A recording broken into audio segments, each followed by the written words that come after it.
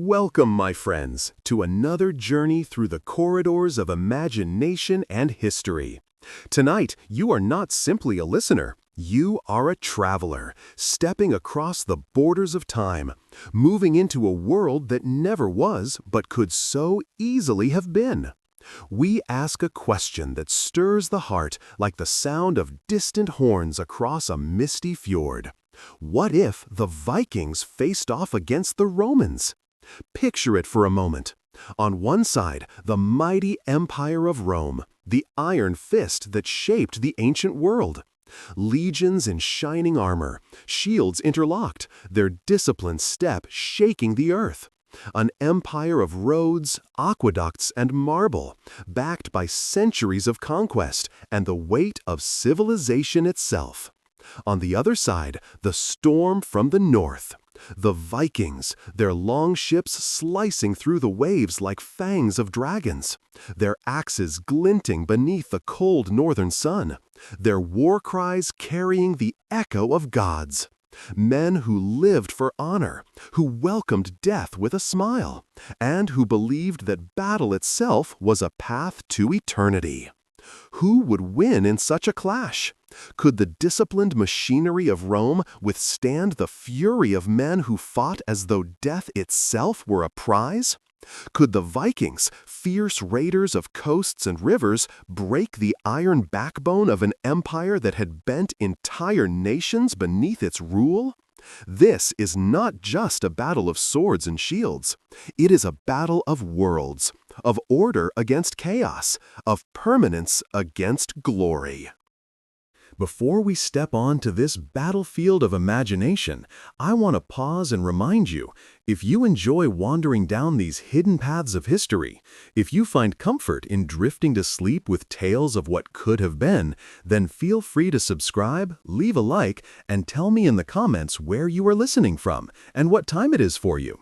There is something strangely beautiful about knowing that across oceans and continents, others are listening to the same story, sharing the same journey. Now, let us begin. Dim the lights, settle into your pillow, and close your eyes. Imagine the soft crackle of fire, the rustle of banners in the wind, the heavy silence before the storm. We are stepping into a history that never happened, yet feels so alive. To set the stage, we must first understand our two contenders. Rome at its height in the 2nd century after Christ was more than a city, more than an empire. It was an idea. From the deserts of Africa to the forests of Germania, from the fertile Nile to the windswept cliffs of Britain, Rome stretched across 3 continents. The empire was built on discipline, organization, and a relentless belief in its own destiny. Its legions were not just soldiers, they were engineers, builders, colonizers.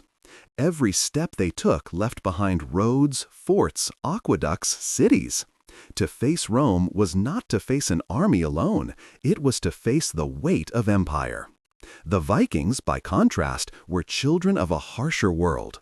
Emerging centuries after Rome's fall, they carved their place in history through raids, exploration, and sheer audacity.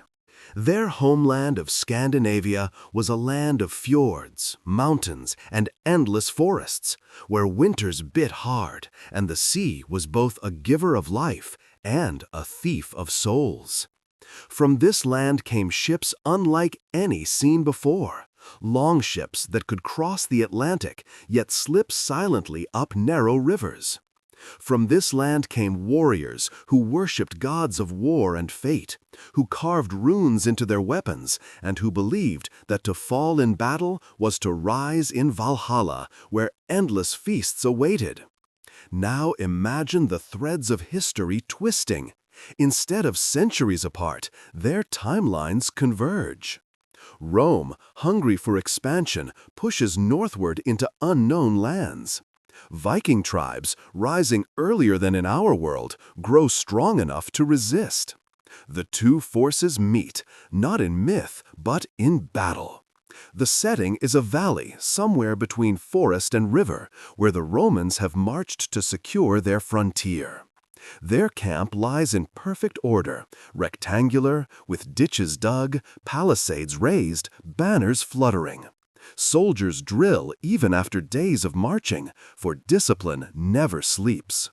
Across the river, Viking longships rest on the shore, their carved prows glaring at the sky. Warriors sit by fires, sharpening axes, chanting songs to Odin, Thor, and Freya. The air hums with tension.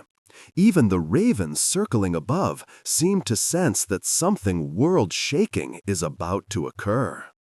At dawn, the Romans advance. The ground shakes with their march, horns and drums signaling their movements. Their formation is a living wall, shields interlocked, pila ready to fly. They move not as men, but as a machine, polished by centuries of conquest.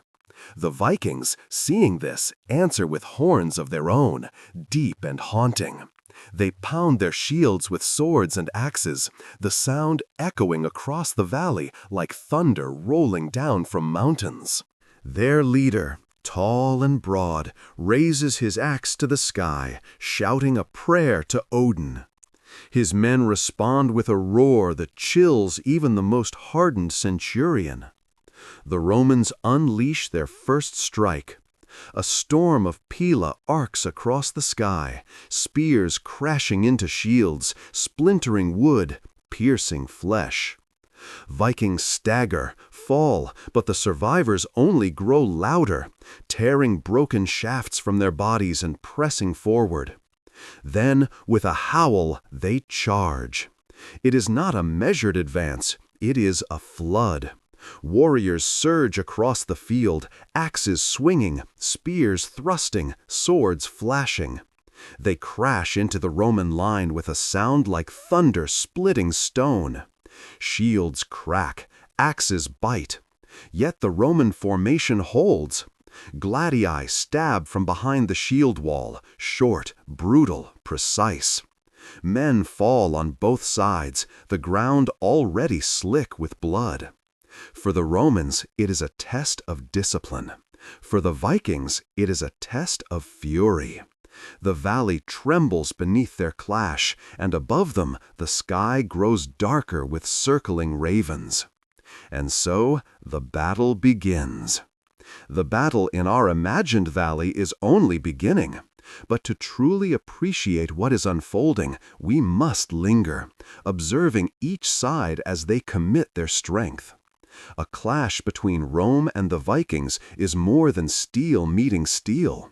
It is the meeting of two entirely different worlds, each with its own rhythm, its own heartbeat, its own gods watching from above.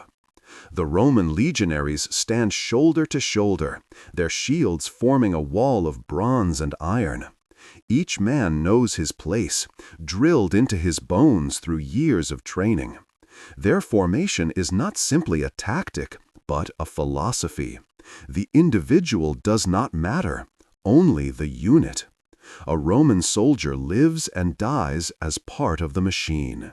He thrusts his gladius not for himself, but for the legion. Every movement is short, efficient, designed not for spectacle, but for survival. The Vikings are the opposite. Their charge is wild, a storm loosed from the north. Each warrior is his own story, his own legend in the making. They are brothers, yes, but each fights as though Odin himself is watching him alone. A Viking swing is not short and precise. It is wide, brutal, intended to shatter shield and bone in a single blow. Where a Roman thinks of the man beside him, a Viking thinks of glory, of the song that will be sung of his deeds if he falls today. The first impact between them is like the collision of worlds. Viking axes crash against Roman shields with such force that sparks fly in the morning sun. A shield splinters, a legionary staggers back, only for his comrade to close the gap instantly, shield snapping into place as though nothing had broken. A Viking roars in triumph, lifting his weapon again, only to be met by the thrust of a Roman gladius, stabbing low beneath his guard, puncturing the leather armor at his belly. The Norseman falls, but even as he drops, his comrades surge past him, uncaring of wounds, uncaring of death. Dust rises, the clash of steel echoes. Trumpets sound above the din as Roman officers bark orders, their voices calm despite the chaos. Centurions wield their vine staffs, striking their own men if needed to keep them steady. Order is everything. The testudo, the tortoise, begins to form, shields locking above and before. The Vikings hammer against it, axes biting deep, but the formation holds. Then comes the Roman counter. With sudden precision, the shields open, Pila thrust forward as spears. Dozens of Vikings are pierced in an instant, the formation snapping closed again before the raiders can exploit the gap. A Roman cavalry unit thunders down the flank, horses kicking up dirt, lances lowered. The impact is devastating, Norsemen thrown to the ground, trampled beneath hooves. And yet, the Vikings are not so easily cowed. They turn with astonishing speed, dragging horsemen down from their saddles, hacking at them with axes until both rider and mount lie still. A shield circle forms, spears bristling outward, defying the cavalry's charge. A Roman rider falls, his helmet rolling into the mud, and a Viking seizes the horse itself, mounting in a surge of savage laughter. For a moment, the battlefield looks less like order and more like chaos incarnate. The Roman general, standing behind the lines, watches with a furrowed brow. To him, these northerners are unlike the Germanic tribes he has fought before. They are taller, stronger, more reckless. They do not break. They do not scatter. They fight as though wounds do not matter. He signals for reserves, cohorts waiting in the rear. Trumpets blare again, and fresh soldiers march into the fray, their shields gleaming, their discipline unbroken. But across the field, the Viking chieftain raises his axe high. His hair is braided, his beard streaked with blood, not all of it his own. He roars to his gods, his voice carrying above the din. His men answer, a howl that chills even the disciplined legionaries. Among them are berserkers, warriors stripped of armor, their eyes glazed with madness. They hurl themselves at the Roman line, frothing, biting, swinging weapons in wide arcs that cannot be predicted. A legionary falls with his skull split, another is crushed beneath a hammer. But the Romans adapt. Gladii strike low, beneath ribs, into thighs, until even the berserkers fall, roaring to Odin as they collapse. Still, the line does not give way. Hour after hour, the battle grinds on. The sun rises higher, beating down upon armored shoulders. Sweat mixes with blood. Shields grow heavy, arms tremble, yet neither side yields. The Romans advance, step by step pushing the Vikings back toward the river. The Vikings, though pressed, respond with sudden charges, breaking through the line only to be surrounded and cut down. The ground becomes a graveyard, bodies piled high, ravens descending already to feast. But war is not only fought with weapons. It is fought with fear, with faith, with stories. And here the Vikings hold a strange advantage. For every man who falls, his comrades roar louder, convinced his soul now feasts in Valhalla. Death fuels them. A Roman soldier, seeing this madness, begins to falter. What kind of enemy welcomes death as a gift? What kind of foe fights harder the closer he is to the grave? Doubt creeps into the disciplined machine. The Roman general sees it. He orders the standard raised higher, the eagle of Rome gleaming in the sun. His men rally to it, their faith in empire restoring their courage. "For Rome!" the centurions shout, and the line pushes forward again. Across the river, the Viking horn sounds, deep and haunting, reminding their warriors that Odin watches, that every blow struck is for eternity. By midday, the valley is choked with dust and smoke. Fires burn where tents once stood. Blood darkens the grass. The Roman left has pushed far, driving Vikings into the river itself. Yet the center holds stubbornly, anchored by the chieftain and his berserkers. Every Roman thrust is answered by an axe. Every push is met with defiance. It becomes clear, this is not a battle of speed, it is a battle of endurance. Rome, with its endless reserves, its drilled discipline, seeks to grind the Vikings down, to outlast their fury. The Vikings, with their belief in fate, fight not to survive, but to burn as brightly as possible before the end. Above them, the ravens circle lower, black wings flashing in the sunlight. To some, they are scavengers. To the Vikings, they are Hugin and Munin, Odin's own messengers, watching, recording, remembering. And perhaps, just perhaps, they are right. For what happens today will not only decide the valley, it will decide how legends are told. The Roman commander lifts his arm. He signals the final push. Fresh cohorts march forward, drums beating, shields raised. The Vikings howl, charging to meet them. And in that moment, as dust and blood mix in the hot afternoon air, the valley becomes more than a battlefield. It becomes a crucible of history, where two worlds test one another not only with weapons, but with the very essence of their souls. The valley clash is fierce, but let us step beyond a single battlefield. Wars are not won or lost in one place, in one day. They are struggles of endurance, of supply, of adaptation, and of vision. To imagine Rome and the Vikings in true conflict, we must picture not one battle, but a war. A campaign where empire and raiders, civilization and storm would test each other on every frontier. Rome, the eternal city, is not a power of chance. When threatened, it does not rely on improvisation. It summons its vast resources, its networks of roads, its endless reserves of manpower. Imagine the Senate in debate, voices rising beneath the painted ceilings of marble halls.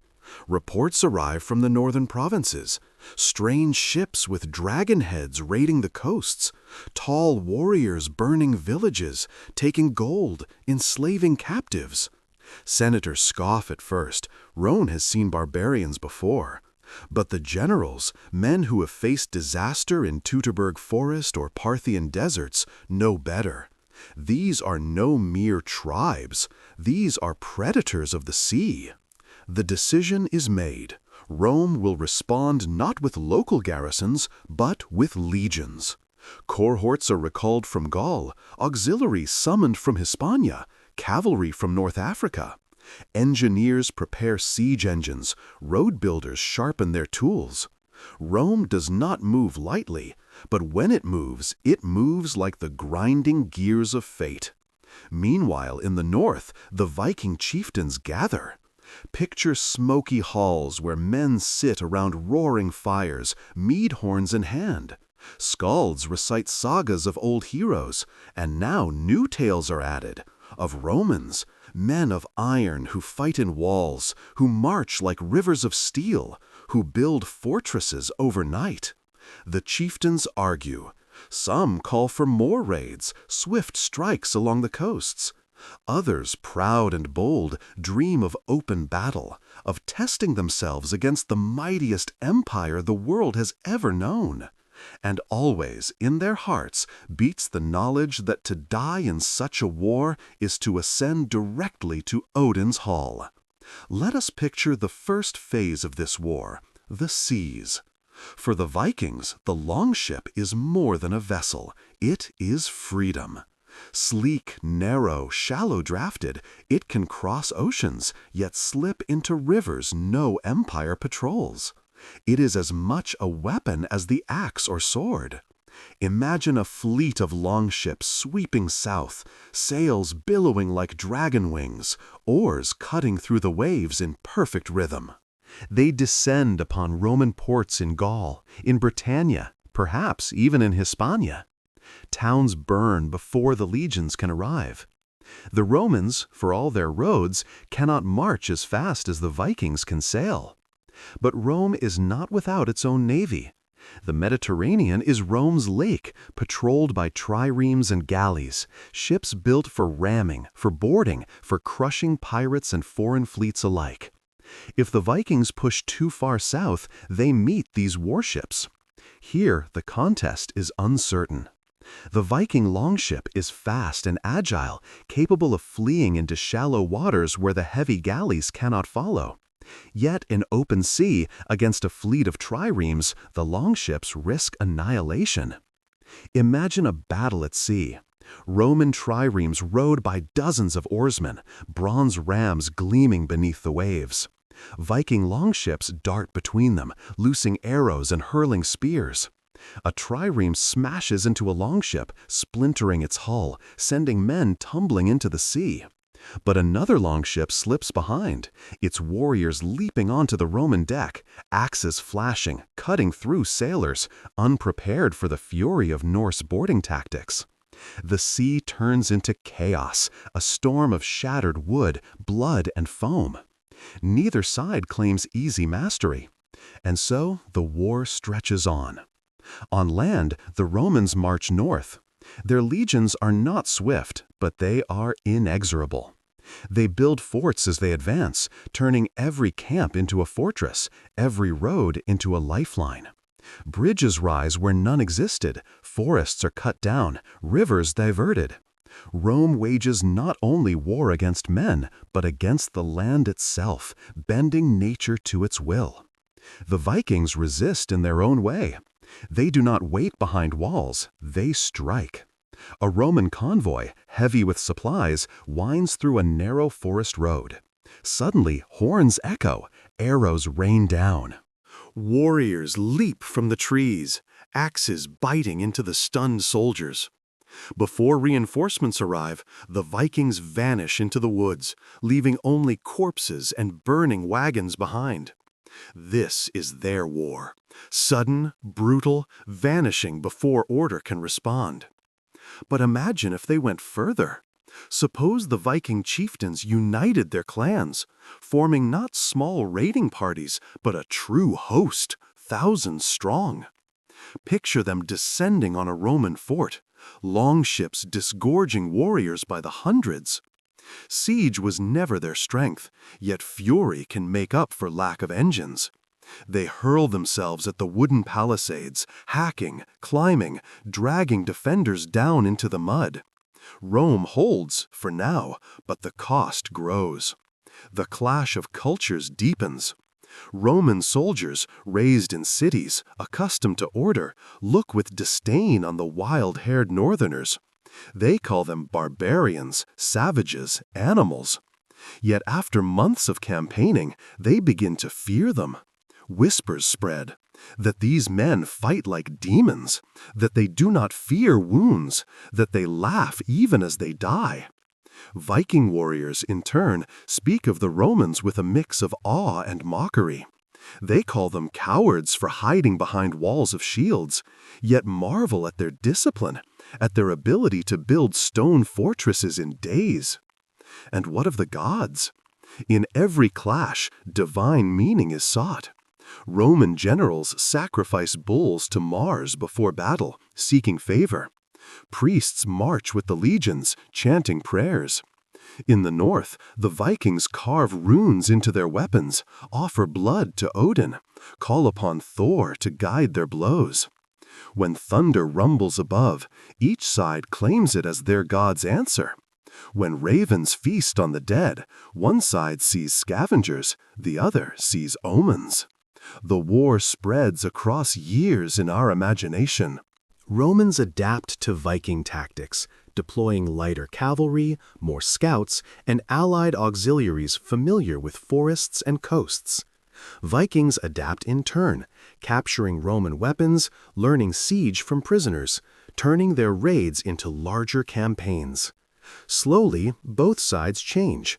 Rome grows wilder, Vikings grow more organized. And here lies the true fascination, not who wins, but who changes. If Rome prevails, Scandinavia does not remain untouched. Roads carve into fjords, cities rise where once there were only halls of wood. Norse gods mix with Roman cults, Odin and Jupiter sharing the same sky. If the Vikings endure, Rome itself is reshaped. Perhaps longships raid not just Gaul but Italy. Perhaps one day a Viking chieftain stands in the Forum demanding tribute from the Senate itself. History, after all, is not only about battles, it is about transformation. And in this great imagined war, both Rome and the Vikings would leave scars upon each other, scars that might outlast even the empires themselves. The war that began with scattered raids and cautious advances has now grown into a storm that neither side can ignore. For months, perhaps years, the Romans and the Vikings have struck and countered, probed and retreated, each side learning, adapting, hardening against the other. But there comes a time in every conflict when patience shatters, when generals and chieftains alike decide that only a decisive clash can settle the matter. And so, in our imagined history, both Rome and the Vikings prepare for a battle that will echo across the ages. The chosen ground is a wide plain near the sea, where a river bends and the land flattens into open fields. The Romans select it deliberately. Here, their formations can spread, their cavalry can maneuver, their discipline can shine. They march in force, not one legion, but 3, perhaps 15,000 men, supported by auxiliaries from distant provinces. Syrians with bows, Numidians with swift horses, Germans who fight with long spears. The might of empire concentrated in one place, banners fluttering, standards gleaming, the golden eagle raised high above the lines. Across the river, the Vikings gather in numbers rarely seen. Not a raiding party of a few hundred, but a host called together from many clans. Longships crowd the shoreline, their dragon heads glaring out to sea. Warriors pour from them in endless waves, men from Norway, Denmark, Sweden, united under the promise of glory. Their leaders stand tall, cloaked in furs, axes at their belts, swords polished to a mirror's edge. They speak of Odin watching, of the Valkyries waiting to choose the fallen. For them, this is not just war, it is destiny. The night before the battle, the contrast between camps could not be greater. In the Roman camp, order reigns. Tents align in perfect grids. Sentries pace at regular intervals. Fires burn low. Centurions move among the men, speaking calmly, reminding them of duty, of the empire, of their families waiting behind marble walls. Soldiers polish shields, sharpen blades, whisper prayers. Some write letters, knowing they may never deliver them. In the Viking camp, chaos and life surge. Fires roar, mead flows, songs thunder into the night. Warriors boast of what they will do when dawn comes, of how many Romans they will cut down before they fall. Skalds chant sagas, weaving tomorrow's battle into the fabric of eternity before it even happens. Drums pound, horns echo, and in the flickering light, men paint their faces with ash, their eyes wild with anticipation. There is fear, yes, but it is drowned in drink, in laughter, in the acceptance of fate. For what is fear to a man who believes death is only a doorway? Dawn breaks. Mist clings low to the ground, curling around the legs of men and horses. The Roman army forms in silence, a living machine awakening. Shields interlock, pila are hefted, cavalry assembles on the flanks. Trumpets sound, low and steady, like the heartbeat of empire. Across the plain, the Vikings roar to life. Horns blare, war cries split the sky, shields are beaten in thunderous rhythm. The ground itself seems to tremble beneath the sound. The Romans strike first. At the general's signal, a storm of pila arcs across the sky, spears raining down with deadly precision. Viking shields rise, some splinter, men fall pierced. Yet the host does not falter. They surge forward, roaring, their formation loose, but their momentum unstoppable. Arrows from Roman auxiliaries hiss through the air, cutting down more, but still the tide comes. Then the clash. The front lines meet with a sound like thunder. Viking axes crash into Roman shields, splintering wood, denting bronze. Swords swing in wide arcs, spears thrust upward. The Romans hold, their shields absorbing the shock, their gladi stabbing in short, brutal thrusts. A Viking roars as he splits a shield in half, only to be skewered by 2 blades before he can lift his axe again. The formation bends, but does not break. On the Roman right, cavalry charges. Horses thunder forward, lances lowered, smashing into the Viking flank. Men are thrown aside, crushed beneath hooves.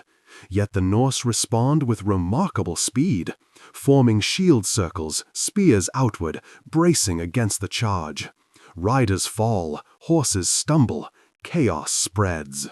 A Viking seizes a rider, drags him from his mount, and splits his helmet with an axe.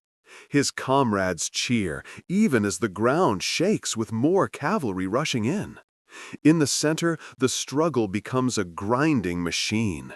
Romans push forward step by step, shields locked, gladii stabbing relentlessly. Vikings hammer against them, their fury undimmed, each man fighting as if the gods themselves were watching only him. A berserker leaps onto the Roman line, frothing, biting, swinging wildly until 3 swords pierce him through. His body falls, but his spirit fuels the roar of those behind him. Hours pass. The sun climbs higher, burning away the mist. Sweat pours down faces, blood darkens the ground. Trumpets call, horns answer, the plain becomes a cauldron of noise and death. Ravens circle above, their cries lost in the din, yet every Viking sees them as omens. "Odin watches," they shout, swinging harder, fighting longer. Romans mutter prayers to Mars, to Jupiter, to their ancestors, pushing forward with iron will. The Roman general, seeing the battle hang in balance, signals for reserves. Fresh cohorts march in, their shields gleaming, their discipline unbroken.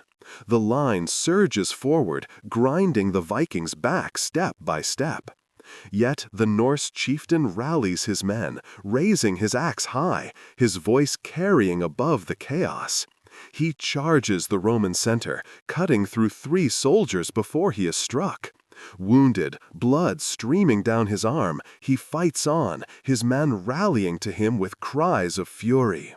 The plain becomes a storm of desperation. Neither side yields. The Romans fight for empire, for permanence, for order. The Vikings fight for honor, for glory, for the eternal feast of Valhalla. Neither spirit can be easily broken. By late afternoon, the field is a graveyard. Thousands lie dead, their bodies feeding the earth, their blood turning the soil dark. The Romans hold their ground, but their losses are heavy. The Vikings fight on, fewer in number, but with a defiance that no casualty count can erase. The sun sinks low, shadows stretch across the plain, and still the sound of steel rings out. And here, at the height of this imagined clash, the truth becomes clear. Victory is not simple. Rome may hold the field, but at what cost? The Vikings may fall, but their spirit cannot be conquered. This is not merely a battle. It is a meeting of worlds, of values, of destinies. And whatever the outcome, both sides will leave this field changed forever. When the dust finally settles on the plain, the battlefield is no longer a place of men, but of ghosts. The Roman legions stand bloodied yet unbroken, their banners tattered but still raised. Around them lie thousands of bodies, Viking and Roman alike, sprawled together in death, as if even in the afterlife they cannot be separated. Ravens descend in flocks, pecking at the fallen, while the wounded moan beneath the fading light of day. The Romans have held the field, but victory feels hollow, its weight pressing like lead upon their shoulders. For the Vikings, the story is different. They withdraw, fewer in number, yet their spirits unbroken. In their halls, this battle will not be remembered as defeat, but as glory. Skalds will sing of the clash where sons of Odin struck at the heart of Rome, where they stood against thousands and made the earth tremble. The chieftains will speak not of loss, but of honor, for every man who fell has in their eyes ascended to Valhalla. The living return, not in shame, but in pride, carrying sagas upon their tongues. The Roman general, though victorious, knows the truth. This is not the end. For every Viking slain, another waits beyond the sea, sharpening his axe, hungering for plunder and fame. Rome can win battles, but how does it crush a people who welcome death? How does it conquer warriors who believe that even in falling, they rise? Thus begins the next phase, a war of endurance, not of one battle, but of campaigns stretched across years. Rome decides that the northern threat cannot be ignored. Just as they once conquered Gaul, just as they subdued Britannia, so too must they bring Scandinavia to heel. Legions are dispatched, fleets built, roads planned. The empire prepares for a campaign unlike any before, into lands of endless forest, mountains, and bitter cold. The march north is grueling. Roman roads, so straight and enduring in the south, falter in the shifting terrain of Scandinavia. Forests stretch endlessly, rivers cut through the land like serpents, and winters arrive with sudden cruelty. The legions, used to the warmth of Italy, shiver beneath northern skies, their sandals unsuited to snow, their armor heavy with frost. They build forts, yes, but the land resists. Bridges collapse beneath ice, roads vanish in storms, and every night the howls of wolves and the calls of horns echo from the darkness. The Vikings know their land. They strike with ambushes, never meeting the legions in open field unless they must. A Roman supply column trudges through a narrow pass, and suddenly arrows rain down, axes fall from above, warriors leap from hidden rocks. Before the legion can react, the Vikings vanish, leaving fire and blood behind. For every mile Rome advances, the cost grows. And yet, the empire is relentless. Fort by fort, road by road, they push deeper. Their engineers fell forests, carve paths, and raise walls of stone even in the frozen north. They are not fighting just men, they are fighting the land itself. And slowly, painfully, they make it bend. Meanwhile, the Vikings shift the war to another front, the sea. If Rome pushes into their homeland, they will strike Rome's own heart. Longships, sleek and swift, set sail southward. They pass through the stormy North Sea, down the Atlantic coast, raiding villages in Gaul, burning towns in Hispania. The Roman navy, caught off guard, struggles to respond. For centuries, Rome's fleets have patrolled the Mediterranean, but the Atlantic, the cold northern waters, are alien to them. Then comes the boldest move. Viking sails in the Mediterranean itself. Imagine Roman citizens in Sicily or southern Italy looking out to sea and seeing dragon-proud ships cutting across the horizon. Panic spreads like fire. Ports scramble to raise defenses. Villas are abandoned. The Vikings strike swiftly, plundering towns, seizing gold, and vanishing before the triremes arrive. Rome has never faced an enemy like this, one that does not hold territory, does not seek provinces, but strikes and disappears like storms from nowhere. At sea, clashes are fierce.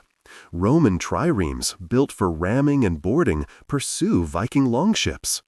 In open waters, the triremes dominate, their bronze rams splintering wood, their disciplined crews outlasting raiders. But in shallow waters, in twisting coasts and river mouths, the longships reign. They slip into estuaries, vanish up rivers, appear suddenly far inland. A Roman fleet may guard the sea, but it cannot guard every shore. The psychological toll grows. Roman citizens, once secure in their empire, begin to fear the sea. Tales spread of northern demons, of men who come with fire and vanish with gold. The Senate debates furiously, some demanding all-out war, others whispering that the empire cannot afford such endless fronts. For Rome is not without enemies. Beyond the Danube, Germanic tribes press. In the east, Parthians loom. Now from the north comes this storm. The empire is stretched thin. The Vikings, too, feel the strain. Their raids bring treasure, but also losses. For every ship that returns, another is sunk. For every warrior who brings home silver, another lies beneath the waves. Some chieftains grow weary, wondering if endless war with Rome is worth the cost. Yet others argue that there can be no turning back. To fight Rome is to secure eternal fame, to carve one's name into the sagas forever. Culturally, the clash deepens. Romans begin to adopt Viking weapons, captured axes and swords that prove brutally effective. Vikings begin to wear Roman armor, scavenged from battlefields, mixing chainmail with fur, shields with painted runes alongside Roman designs. In this war, the lines blur. Rome grows wilder, the Vikings more organized. Each side absorbs the other, even as they try to destroy. And so years pass in our imagined war. Rome advances slowly into the north, building forts that look more like outposts of desperation than emblems of empire. Vikings spread chaos across the coasts, their ships striking as far as Africa, their name whispered in terror in markets and temples alike. Neither side yields, neither side conquers fully. It is a war of exhaustion, of will, of stories. At its heart, the war asks a question larger than victory. Can permanence truly crush chaos? Can the storm truly break the stone? Rome seeks to impose order upon all it touches, while the Vikings thrive in the wild, the unpredictable, the uncontrollable. This is not just war. It is a test of philosophies, of ways of being. And as both sides continue, the cost rises higher. Rome bleeds men and gold. The Vikings bleed clans and ships. Yet still, neither stops. For Rome believes it cannot allow chaos to survive on its borders. And the Vikings believe that to fight such an enemy is to earn eternal glory. The stage is set then for something greater than raids or marches. The stage is set for a confrontation where the very survival of empire and the honor of the North hang in balance. A clash not just of armies, but of worlds. Years have passed in this imagined war, and still neither Rome nor the Vikings have bent the other to submission. Rome holds the advantage of resources, of roads, of disciplined armies. The Vikings hold the advantage of mobility, of fury, of the sea. Both have struck blows, both have bled, and yet the conflict only deepens. At last, both sides resolve that only a massive, decisive campaign can end it. The Romans plan first. In the Senate, voices rise beneath the marble arches. Some argue for withdrawal, insisting that the empire cannot afford to pour endless blood into the frozen north. Others demand victory, declaring that Rome cannot leave an enemy unchecked. At last, a compromise. The empire will send its greatest general with a force not seen in decades. 3 legions march north, supported by auxiliaries from every corner of the empire. Numidian cavalry, Syrian archers, Iberian slingers all join the march. Alongside them travels an enormous fleet, warships built to match the Viking longships, triremes reinforced for northern waters. This is no border patrol. This is an empire declaring war. The Vikings, too, prepare. Chieftains call together every clan, every hall, every warrior who can hold an axe or pull an oar. Longships are hauled from their fjords, repaired, adorned with dragon heads freshly carved, sails dyed crimson and black. Skalds compose songs before the first battle is even fought, promising glory for those who fall. The chieftains know the odds. Rome is vast, inexhaustible.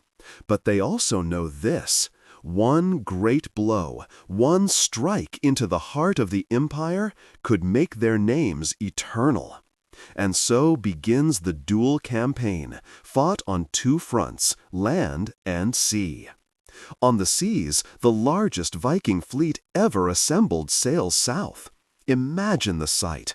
Hundreds of longships, sails swelling, oars flashing, dragon prows snarling at the horizon.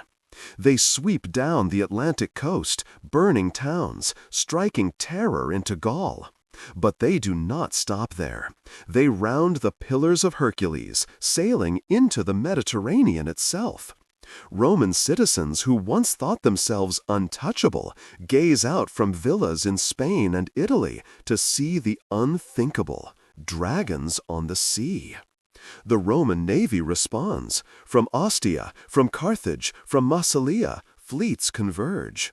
Triremes and galleys by the hundreds sail to meet the raiders. The Mediterranean, once Rome's private lake, now boils with chaos. Battles rage along the coasts, arrows darkening the skies, ships ramming, boarding, splintering. A trireme smashes into a longship, bronze ram tearing through oak. But another longship slips past, its warriors leaping aboard, with axes, cutting sailors down, setting the deck ablaze. The sea becomes a graveyard of burning ships and drifting corpses. Neither side claims full mastery. On land, the Roman legions march north into Scandinavia. This is no raid, no border skirmish. They advance like a tide of iron, building forts as they go, cutting roads through forests, dragging siege engines across mountains. Villages burn before them, Viking settlements are scattered, and yet the resistance is fierce. Warriors strike from ambush, melt into the woods, regroup at night. The Romans grind forward, but every step costs blood. At last, both campaigns converge into something greater: the decisive battle.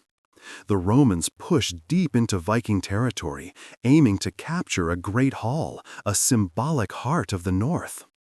The Vikings, returning from their Mediterranean raids, gather every ship and every warrior to resist. The chosen ground is both land and sea. A fjord, narrow and deep, where the Roman fleet attempts to land supplies for the advancing legions. The Vikings, knowing the terrain, mass their ships at the mouth. Above, on the cliffs, warriors gather, axes and spears ready. The fjord becomes a trap. The battle begins at dawn. Roman triremes row into the fjord, their rams gleaming, their sails full. Suddenly, horns sound from the cliffs. Longships surge from hidden inlets, oars flashing, dragon heads breaking through the mist. They strike the Roman flanks, ramming, boarding, axes flashing. From above, rocks and flaming pitch rain down, crashing into decks, setting sails ablaze. The Roman fleet is caught in chaos, their formation shattered in the narrow waters. On the shore, the legions attempt to land, shields raised against the hail of arrows and spears. They form ranks, pushing up the rocky beach, banners raised. The Vikings charge down from the cliffs, howling, axes gleaming, crashing into the Roman lines. The clash is ferocious, shield against shield, gladius against axe, discipline against fury. The fjord roars with battle. Ships burn, warriors drown, steel rings across the cliffs. Roman centurions rally their men, forcing them into formation even on treacherous rocks. Vikings fight with reckless abandon, hurling themselves into the fray, unafraid of wounds, unafraid of death. The air fills with smoke, screams, the crash of waves against burning hulls. Hours pass. The Romans, though bloodied, begin to push forward. Their discipline prevails, shields interlocking, spears thrusting. The Vikings, pressed from the beach, retreat toward their hall, regrouping for a final stand. The Roman general orders pursuit, determined to end the war in one blow. At the great hall, the last stand begins. The Vikings gather within wooden walls, their chieftains roaring defiance, women and children hidden behind them. The Romans surround the hall, siege engines dragged into place. Stones crash against timber, flames lick at the walls. Still, the Norse do not yield. They pour from the gates in a last desperate charge, roaring to Odin, axes swinging with the strength of men who know this is the end. The clash is apocalyptic. Romans fall, Vikings fall. The ground becomes a river of blood. The chieftain himself fights until pierced by 3 swords, his roar echoing even as he dies. At last, the hall burns, collapsing in flames. The Vikings are destroyed, or so it seems. But victory is not simple. Rome has won the field, but at staggering cost. Thousands lie dead, the fleet is shattered, the legions exhausted.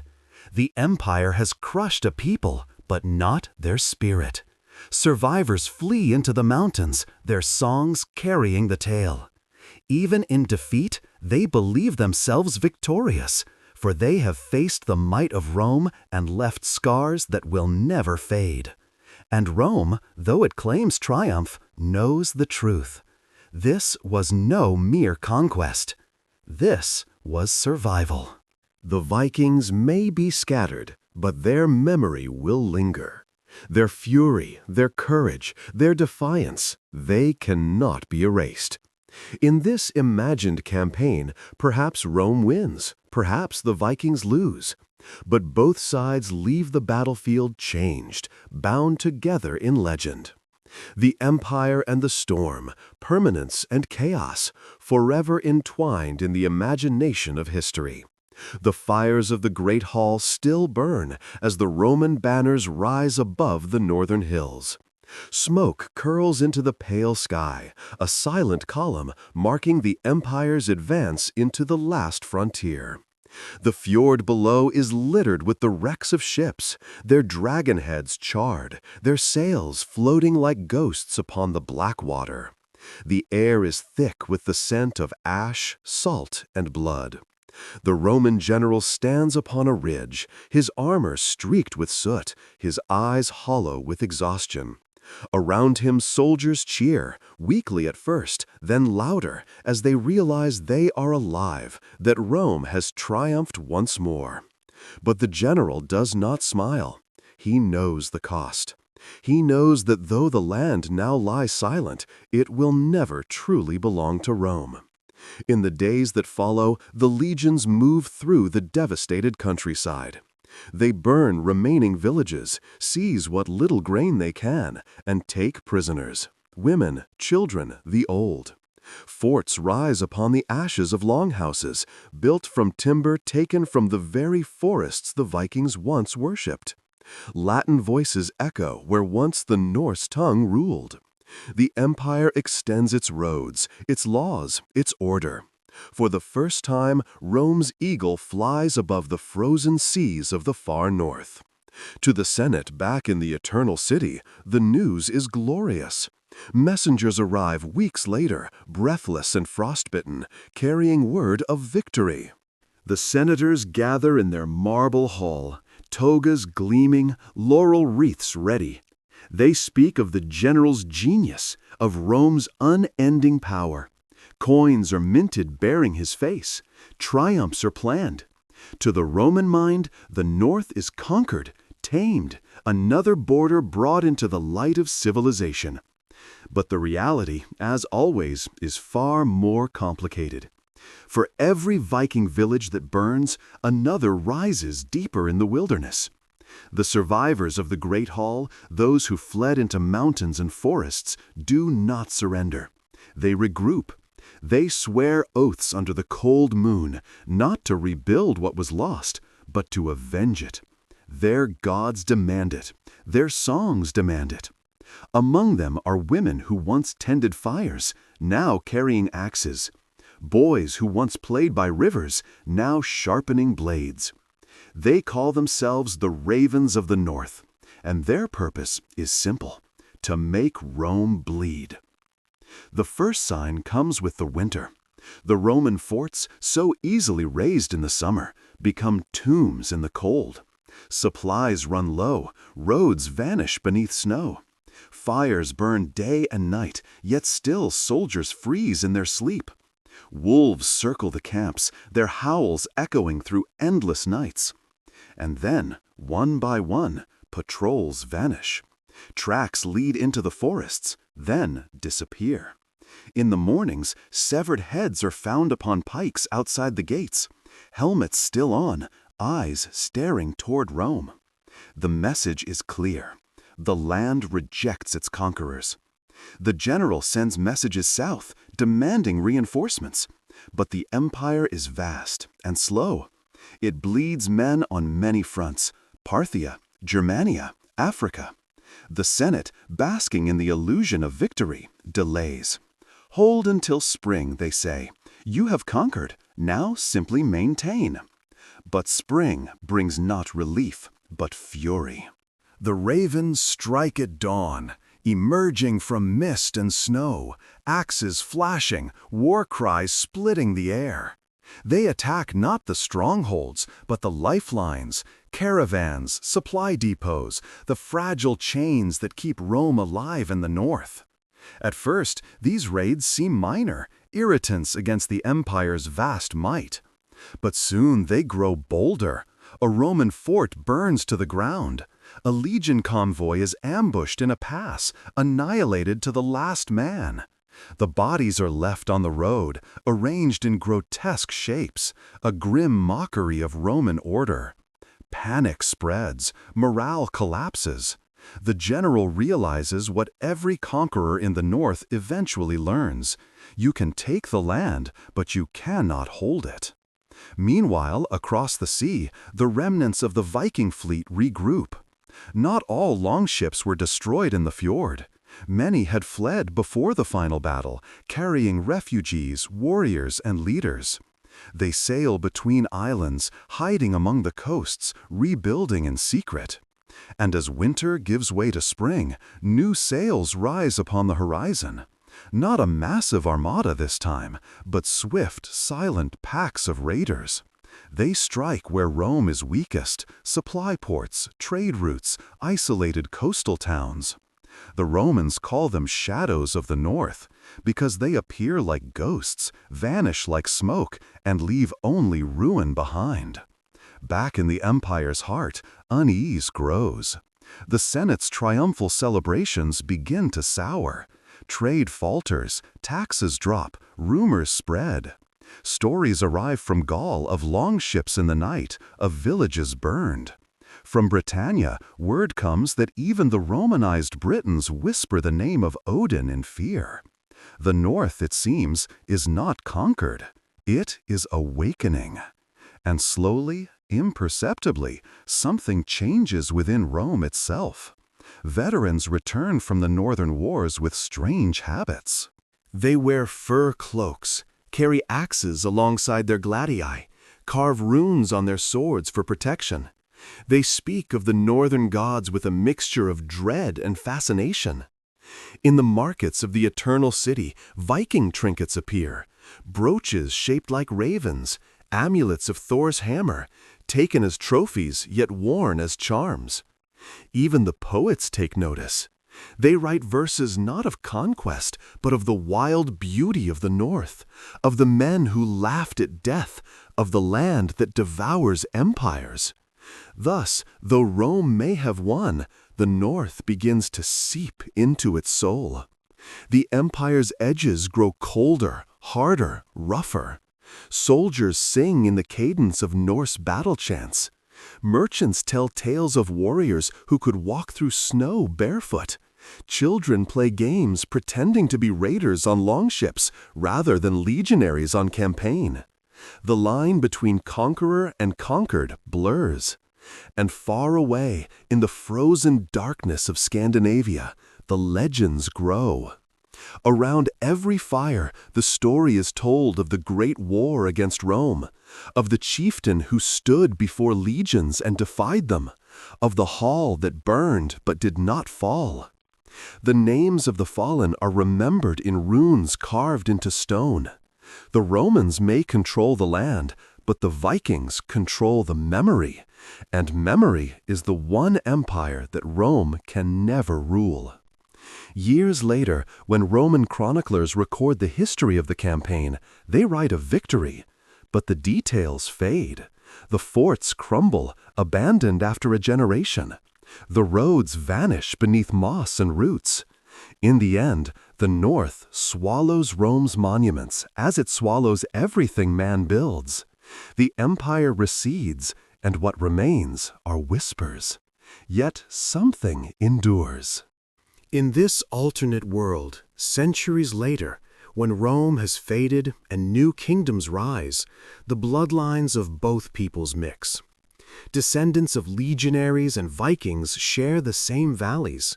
They build new towns, speak blended tongues, tell stories that no longer belong to one side alone.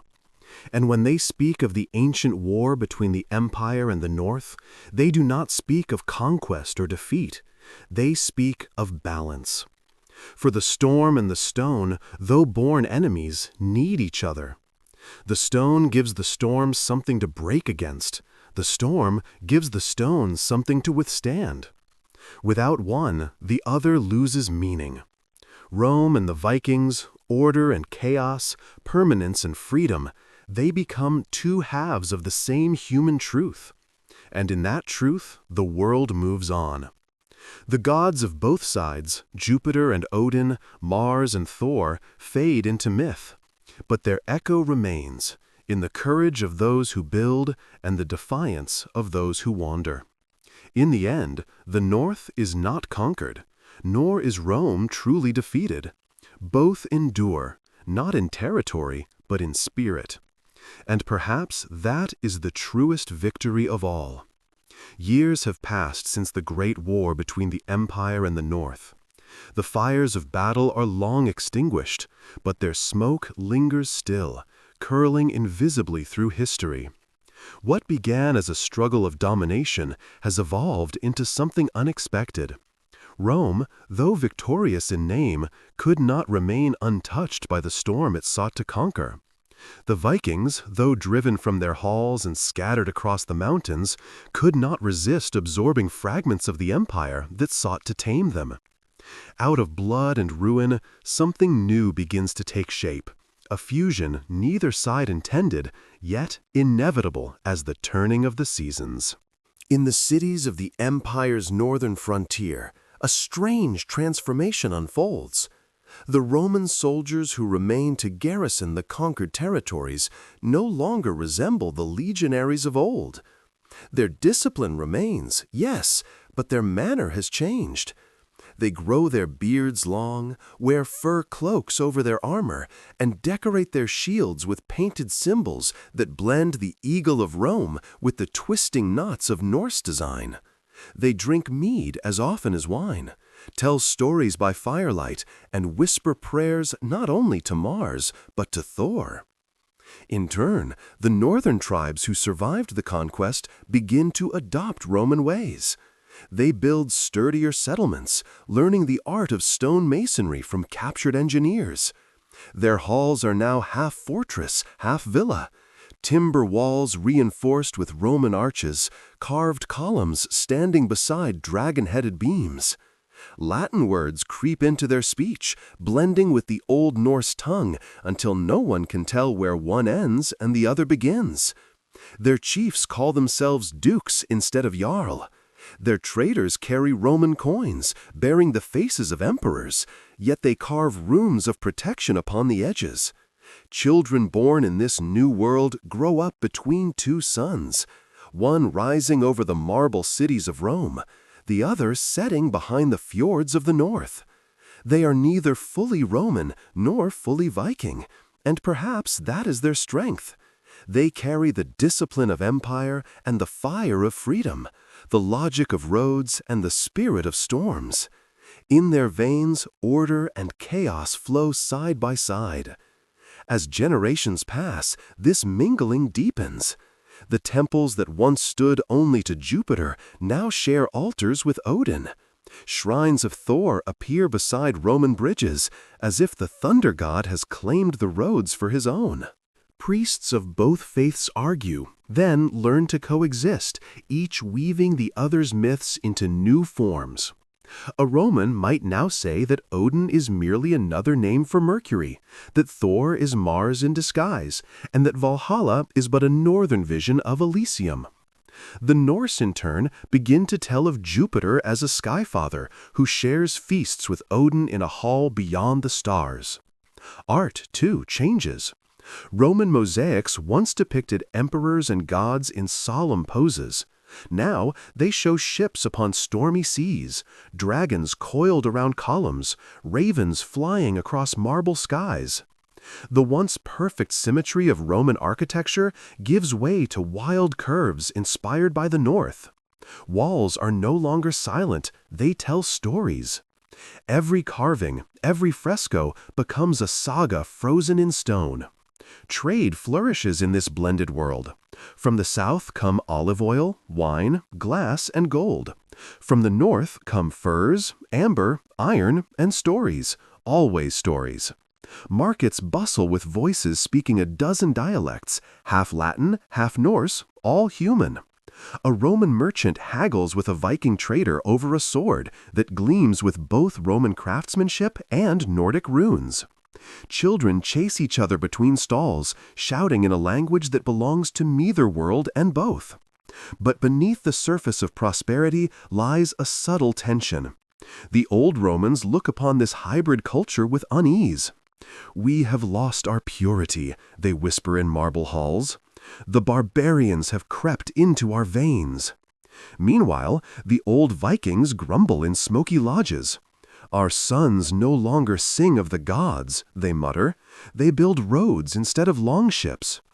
Yet for all the complaints, neither side can deny the vitality of what has emerged.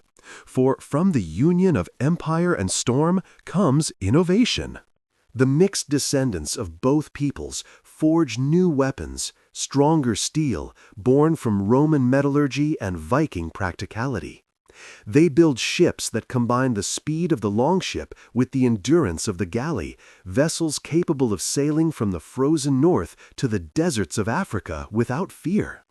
They explore new lands, not to raid or conquer, but to trade, to learn, to connect. Philosophers rise in this new age, thinkers who wear Roman robes and Norse amulets alike. They speak of the balance between order and freedom, between law and chaos. One writes, "A man who knows only discipline is a slave. A man who knows only fury is a beast. But a man who holds both in his heart may change the world." His name is long forgotten in later centuries, but his words endure, carved in stone above the gates of cities that grow where the Empire and the North once clashed. In this imagined history, centuries roll on. The fusion culture that began in blood and fire gives birth to kingdoms unlike any the world has ever known. Their banners carry both the eagle and the raven. Their rulers trace their lineage to both emperors and jarls. Their languages blend into a tongue that sings like the sea, precise in law, poetic in legend. The world begins to call them the Northern Romans or the Imperial Norse, depending on who tells the tale. Their influence spreads far beyond their borders. Explorers from this hybrid world sail across the Atlantic, guided by stars and Roman instruments. They reach strange lands, not as conquerors, but as ambassadors of a civilization that understands both sword and saga. To the east, they trade with the descendants of the Parthians, their coins stamped with both Latin letters and runes. Even the scholars of Far Egypt write of them, men from the north who speak in reason, yet dream in storms. And yet, in the heart of this new world, the memory of the Great War endures. In every town square stands a statue, a Roman legionary shaking hands with a Viking warrior, both gazing toward the horizon. The inscription beneath reads, "Ex Pharaoh et tempestate nascitur pax." From iron and storm, peace is born. Children learn the story not as tragedy or victory, but as the moment when two worlds discovered they needed one another. Still, not all is peace. The tension that once fueled the clash of Empire and North does not vanish. It simply changes form. Ambition still burns in the blood of men, and the desire for conquest, for glory, for meaning never dies. But now it is tempered by memory. Every king who dreams of expansion looks upon the statue and remembers the cost of war. Every poet who sings of freedom recalls the roads that bind his land together. Every builder who raises a city leaves space for the wind, the breath of the storm that once defied Rome. And in the quiet of the night, when the fires burn low and the sea sighs against the shore, one might still hear the echoes. The distant roll of drums, the clash of shields, the cry of "For Rome," answered by the roar of "For Odin," fading into the same silence. It is said that history never truly ends, it merely transforms. And so it is here. From conquest rises culture. From ruin rises rebirth, and from the battle between the eagle and the raven rises the enduring truth that even the fiercest enemies can, in time, become one. Generations have passed since the last Viking axe clashed against a Roman shield. The children of the North and the South now walk the same roads, speak the same language, and dream beneath the same stars. Yet beneath this peace, this fusion of empire and storm, lies something greater than victory or survival. A new philosophy is awakening, one born not from conquest, but from reflection. When two worlds collide, it is not only swords that break, it is beliefs. The old Roman gods, once towering symbols of order, law, and civilization, have faded into something quieter. Jupiter no longer thunders alone from his marble temples. He shares the sky with Odin, who wanders the world in search of wisdom. Mars, the god of war, is no longer worshipped as the bringer of conquest, but as the guardian of courage. And Venus, goddess of love, now shares her altars with Freya, whose beauty and ferocity remind the people that love and war are not opposites, but reflections of each other. The priests of this new age no longer speak of absolute power or divine perfection. Instead, they speak of balance. The gods, they say, are not to be obeyed, but understood. They are forces of nature and spirit, mirrors of human passion, not rulers, but companions on the endless path of existence. The temples built in this era reflect the change. Gone are the sharp lines of Roman marble and the crude stone of Norse shrines. In their place rise grand halls of light and shadow, columns entwined with carved ravens, domes painted with constellations. Within them, prayers are whispered in two tongues that have become one, a harmony of Latin precision and Norse rhythm. From this union of belief comes a flowering of art unlike any the world has seen. Painters capture the human soul as a battlefield of opposites, serenity and rage, faith and doubt, order and chaos. Sculptors carve heroes not as perfect gods, but as flawed mortals who seek meaning through struggle. Music changes too. The old Roman hymns, once steady and solemn, now carry the haunting melody of northern sagas, the rise and fall of waves upon an eternal sea. In the evenings, in every city and village, people gather not just to celebrate victories, but to remember, to tell stories of where they came from and what they lost. The greatest change of all, however, takes place not in art or faith, but in the human mind. The philosophers of this new world stand at the crossroads of two traditions. From Rome, they inherit logic, law, and the belief in human reason. From the Vikings, they inherit curiosity, freedom, and acceptance of fate. The thinkers who emerge from this fusion reshape the way people see themselves. One such philosopher, a man known only as Aurelius of the North, writes a series of letters that spread across the continent. In them he says, "The empire sought to conquer the world, and the North sought to conquer death. Yet neither truly succeeded. To live is to fight between the two. To build as Rome built, yet to laugh as the North laughed before the storm." His words inspire a movement, not of politics, but of spirit. People begin to see life not as a ladder to climb, but as a journey to walk. Strength is no longer measured in domination, but in endurance. Honor is not the privilege of kings, but the right of all who face the trials of the world with courage. Even warfare changes. Battles still occur, they always will, but the warriors of this age fight differently. Their armor bears symbols of both eagle and raven. Before battle, generals quote Roman maxims of strategy and whisper Norse prayers for fate's favor. When they win, they build roads for the next generation, not monuments to themselves. When they lose, they carve songs into stone, so the memory of their struggle will outlast their bones. The very landscape bears witness to this blending of worlds. Cities rise where empire once clashed with wilderness, built not to dominate nature, but to exist within it.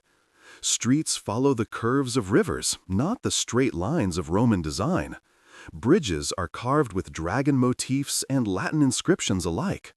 The North's forests, once feared as dark and barbaric, become sacred groves preserved by law. Travelers say that in the far reaches of the empire, one can walk from a Roman bathhouse into a Viking mead hall without ever leaving the same city. Trade routes knit the world tighter than ever before. From the icy seas to the sunlit deserts, merchants travel under a single law, lex et fatum, law and fate.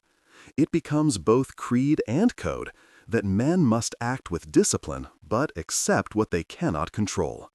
This belief spreads far beyond its birthplace, reaching lands that had never known Rome or Odin. Across the mountains, new kingdoms rise, shaped by the same philosophy. Even in faraway lands, the phrase law and fate becomes synonymous with wisdom.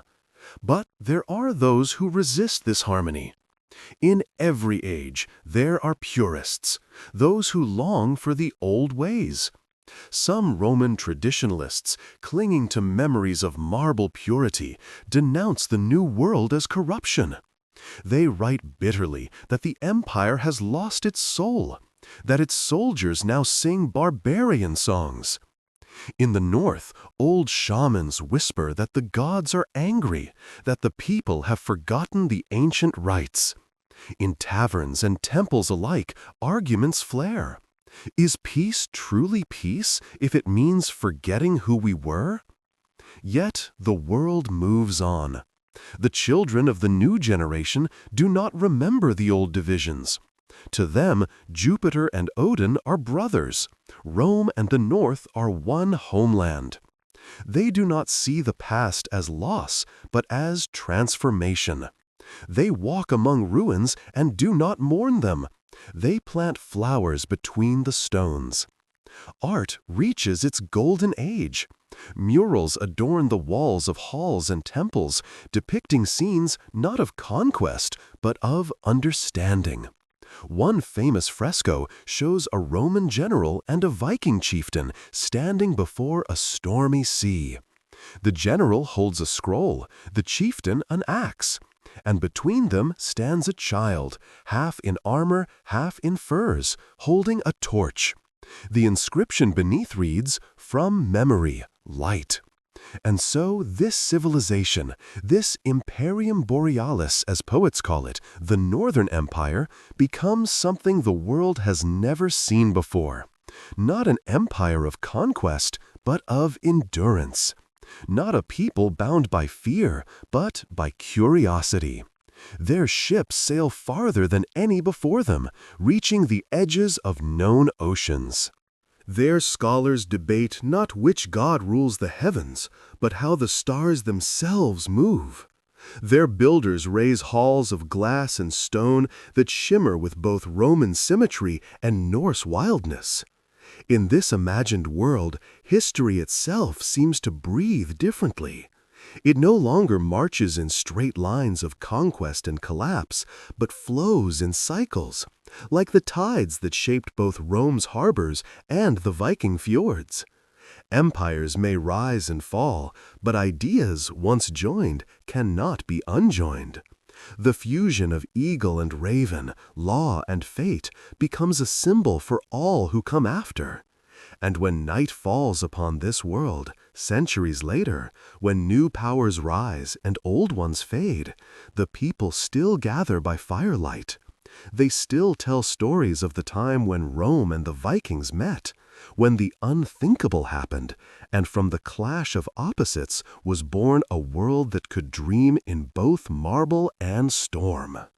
Centuries have passed since the forging of the Northern Empire, that strange child of Rome's discipline and the Vikings' defiance.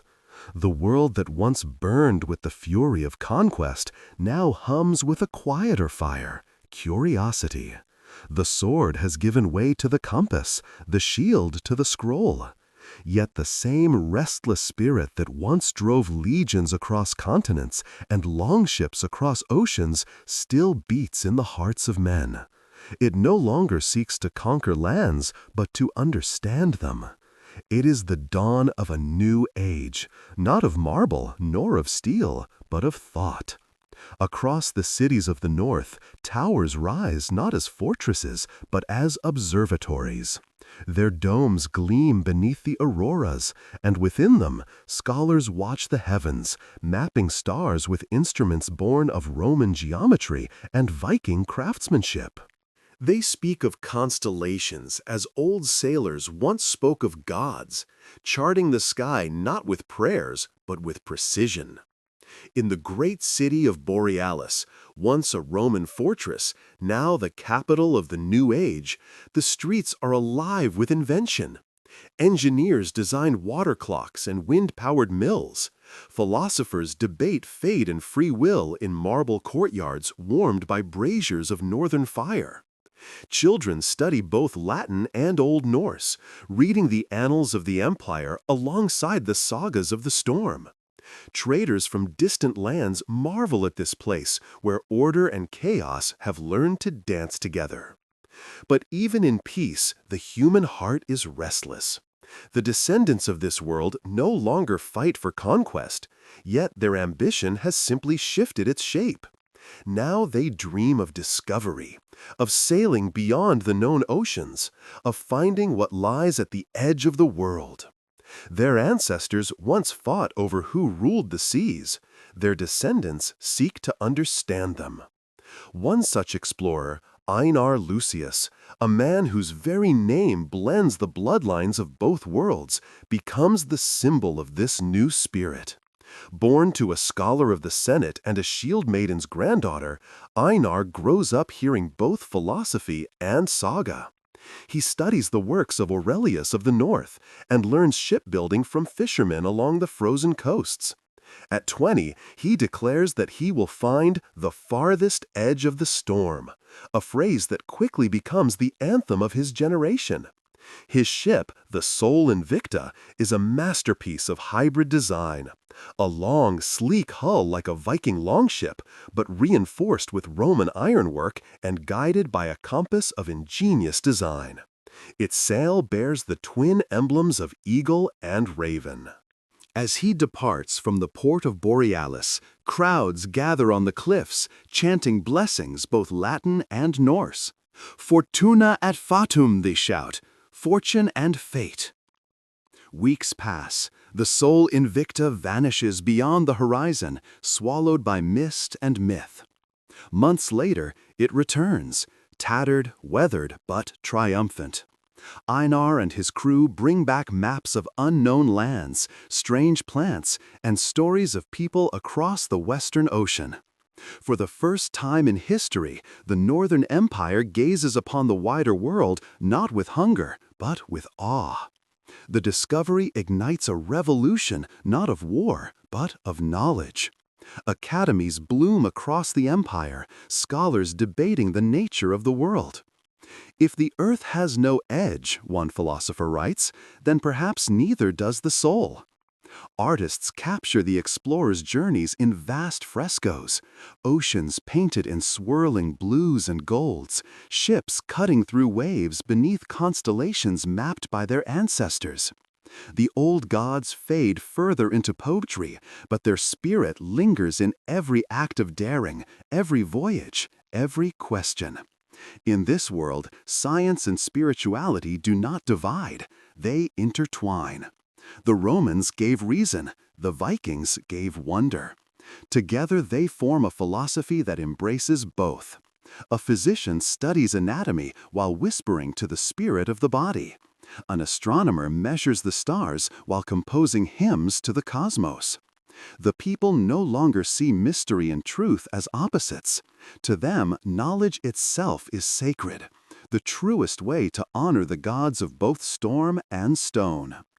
But progress, like all flames, casts shadows. The empire grows wealthier, more ambitious. Its ships sail not just west, but south, toward the deserts once ruled by ancient rivals. Merchants bring back gold, silk, spices, and with them, arrogance. Some in the Senate of Borealis begin to speak again of destiny, of dominion, of bringing enlightenment to the rest of the world. The words sound hauntingly familiar. A new debate ignites in the heart of the empire. Philosophers gather in the Hall of Voices, the same marble structure that once hosted war councils centuries before. There, the question is asked, has peace made us forget why we sought it? One elder, blind from age, yet clear in mind, rises and says, "Our ancestors built this world upon two truths, the Roman truth of order and the Northern truth of freedom. Lose either, and we lose ourselves." His words echo through the chamber, but already the winds of change stir. Explorers return with tales of distant lands ripe for settlement. Merchants speak of glory and profit. The empire that once swore never to repeat Rome's mistakes begins to dream of expansion again, not with legions, but with influence, trade, and the promise of civilization. Still, not all share this hunger. Many turn inward, seeking wisdom instead of conquest. In the mountains of the far north, monasteries rise, built of wood and stone, perched on cliffs that overlook endless seas. There, monks study ancient texts, preserving both Roman logic and Norse poetry. Their chants mix Latin verse with the deep rhythmic tones of Viking song. They speak of the great cycle, the belief that every civilization rises, burns, and is reborn like the seasons. To them, history is not a line, but a wheel, ever turning. The world listens. The empire, though vast, begins to understand humility. It remembers that even the mightiest walls crumble, that even the brightest stars fade, and that the greatest achievements are those that inspire, not dominate. Art reflects this awakening. Painters no longer glorify emperors or gods, but the small, quiet moments that define humanity. A sailor looking at the horizon, a scholar lost in thought, a child holding a raven feather and tracing lines in the sand. Poets write not of battles, but of understanding, of the fragile beauty that lies between reason and chaos. The empire's anthem, once sung in triumph, now becomes a hymn of reflection.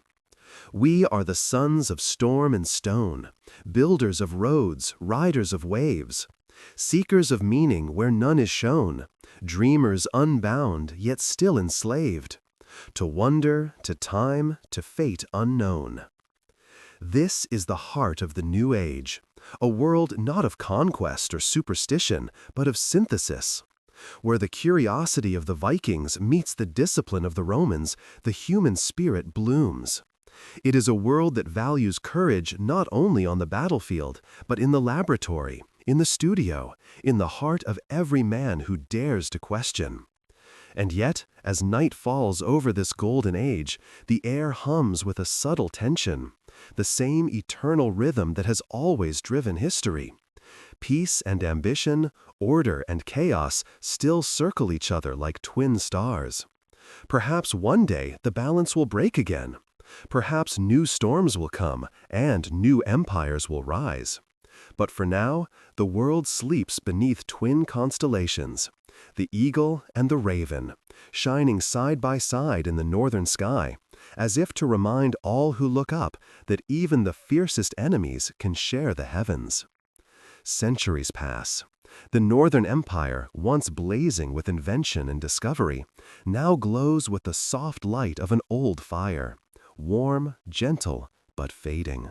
Its towers still gleam beneath the aurora, its ships still sail, its scholars still debate in marble halls, but something beneath the surface has changed. The people are prosperous but restless, educated but uncertain. The question that haunts all great civilizations begins to whisper once more. What happens when we have achieved everything we sought? In Borealis, the capital, life continues in ritual perfection. The markets overflow with goods from every corner of the known world, silk from the east, amber from the north, spices from the south. The Senate meets in golden halls, senators wearing robes embroidered with both ravens and eagles, speaking in the blended tongue of the empire. They debate trade, infrastructure, art, but rarely passion. The fire that once drove their ancestors across seas and battlefields has become ceremony. The people are comfortable, yet uneasy. The temples stand open, but fewer visit. The gods have become metaphors. The old prayers are recited more from habit than faith. Children learn about Odin and Jupiter as characters in myths, not as living forces. The balance that once defined the empire, between law and fate, reason and wonder, begins to tilt. The descendants of both Rome and the North now lean too far toward comfort, toward certainty, forgetting that their greatness was born not from safety, but from struggle. Among the younger generation, a quiet rebellion stirs. They look upon the marble cities and polished manners of their elders and see stagnation. Our ancestors built roads, they say, but we have forgotten where they lead. They gather in taverns and in the shadow of observatories, whispering of a return to something more primal, not barbarism, but authenticity. They wear simpler clothes, abandon Latin formality, and take Old Norse names. Their songs, filled with haunting harmonies, speak of wind, sea, and freedom. One of them, a young philosopher named Caelius Stormborn, becomes their voice. She was born to a noble family of scholars, educated in every art of rhetoric and reason, yet she feels a deep ache for something the books cannot give her. She begins to write, not treatises of logic, but letters of longing. In one she says, "We have conquered nature, but in doing so, we have caged our own hearts. Our ancestors sought meaning in struggle. We seek to avoid it. The empire has taught us how to build, but not how to burn, and without the fire, even marble turns cold." Her writings spread like wind through the streets of Borealis. Some hail her as a prophet of renewal, others condemn her as a threat to order. But her words touch something forgotten. Artists begin to paint again, not for beauty, but for truth. Musicians abandon perfect harmonies for wild, unpredictable tones that echo like storms. In taverns and courts alike, people begin to ask questions their grandparents had stopped asking. What do we believe in? What do we live for? The Senate, threatened by this unrest, seeks to restore control. They pass decrees promoting unity of purpose, funding grand projects, temples, aqueducts, theaters, as if marble can substitute for meaning. But every new monument only deepens the emptiness. The people do not need new statues, they need something to believe in. Then, from the north, a strange rumor arrives. Travelers speak of villages that have abandoned city life altogether, choosing to live as their ancestors once did, hunting, sailing, telling stories beneath the stars. They refuse imperial taxes, reject Roman law, and call themselves the children of the wind. They believe that true freedom lies not in comfort, but in struggle, that peace has men forget the gods, and that the soul meets storms to stay alive. At first, the Senate laughs. A few barbaric tribes? Let them freeze. But the movement spreads.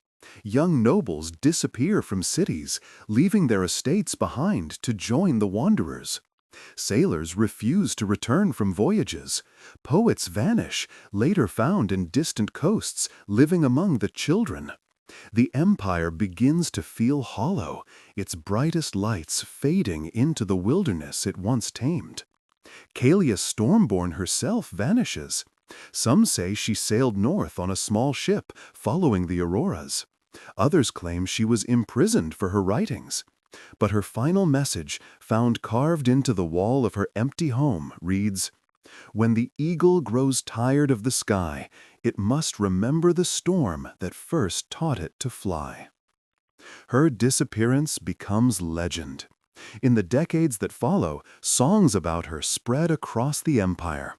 Songs of longing, of wind over stone, of forgotten gods stirring in their sleep. The people begin to look north again, toward the lands that once defied Rome. Pilgrims travel to ancient ruins where the great hall of the Vikings once stood. They light fires, leave offerings, whisper the names of their ancestors. Something shifts. The empire, though vast, begins to turn inward, searching for its soul. A new religion emerges, not of gods, but of memory. Its followers believe that humanity's purpose is not to worship power or perfection, but to remember the fire that created them. They call themselves the Keepers of the Flame. They tend small shrines in every city, each bearing a simple symbol, a raven and an eagle facing one another, wings intertwined around a single flame. The faith spreads quietly, at first tolerated, then feared. The Senate, growing desperate, declares it heresy. Yet the people do not rebel. They simply stop listening. Power begins to fade, not with violence, but with silence. The Senate's words lose their weight. The laws are obeyed out of habit, not respect. The empire still stands, but the pulse that once made it mighty grows faint. And then, one winter, a great storm strikes Borealis. For 3 days and nights, the wind howls like a living thing. Lightning splits the sky, waves rise higher than towers. When dawn finally breaks, much of the city lies in ruins. Temples crumble, markets drown, the Senate's golden roof collapses. Survivors emerge from the wreckage, dazed, staring at the devastation. But something extraordinary happens. Instead of despair, there is awakening. People gather among the ruins, lighting torches, helping strangers. The rich share food with the poor, the priests tend the wounded, and in the ashes, someone begins to sing. A song older than memory, a song once sung by warriors before battle. Others join in, their voices rising against the wind, echoing through the broken streets. It is said that night, as the flames flickered over the shattered marble of Borealis, 2 shadows appeared above the city, one shaped like an eagle, the other like a raven, circling together in the pale northern light. From that moment, history begins again. The empire, scarred but alive, finds new purpose, not in conquest nor comfort, but in resilience. The people rebuild, not as Romans or Vikings, but as something new. Children of both earth and storm, of reason and wildness, of memory and renewal. And though the grandeur of the old empire fades, what remains is deeper. A wisdom forged through centuries of fire and frost. Because every civilization, no matter how great, must die at least once to learn why it ever lived. Centuries have passed since the storm over Borealis. The marble of the old city has long crumbled into dust, its statues fallen, its roads buried beneath the earth. The eagle and the raven no longer fly on banners. Their emblems are found only on forgotten coins, buried in fields that have grown wild. The world has changed, as it always does. Empires fade, languages evolve, gods are replaced by new names. But some things, some truths, do not die. They simply take new shapes. The age of the Northern Empire is gone, yet its spirit lingers like a distant song, half remembered in the dreams of man. The world that follows is fractured, scattered into kingdoms that rise and fall like waves upon the shore. Some build upon the ruins of Borealis, raising new cities from old stones. Others wander, founding settlements in distant lands across oceans that their ancestors once dared to cross. And in each of these new societies, pieces of the old world survive, whispers of its philosophies, fragments of its art, echoes of its balance between law and fate. The historians of this later age write of the empire with reverence, though few truly understand it. To them, it is both legend and warning. They tell of a people who mastered both discipline and freedom, who conquered both sea and mind, yet who vanished not through defeat, but through peace. They forgot the fire, one chronicler writes, and thus the cold reclaimed them. Others argue that they did not vanish at all, that their essence became the foundation of everything that came after. Indeed, if one listens closely, one can still hear the empire breathing in the world that followed. In the songs of sailors who navigate by the stars, using constellations first mapped by Roman Viking astronomers. In the laws of distant nations that blend discipline with mercy, echoing the old code of lex et fatum. In the stories told to children on winter nights, stories of ravens that guided men through storms, of eagles that watched from mountaintops, of a time when gods walked beside mortals not to rule them, but to remind them of courage. Centuries after Borealis fell, a new kind of empire rises, smaller, more fragile, yet built upon the memory of the old. It is not ruled by emperors, but by thinkers, dreamers, inventors. Its halls are not made of marble, but of books. Its armies are made not of steel, but of ideas. This is the age of learning, the age of rediscovery. And when scholars of this new era dig into the earth and unearth fragments of the Northern Empire, a coin, a tablet, a mosaic, they marvel at the strange inscriptions that blend Latin order with Norse wildness. One philosopher of this later age, a man named Leon Varen, finds a piece of pottery in a ruined temple. Upon it are carved 3 words, Fortuna et Fatum.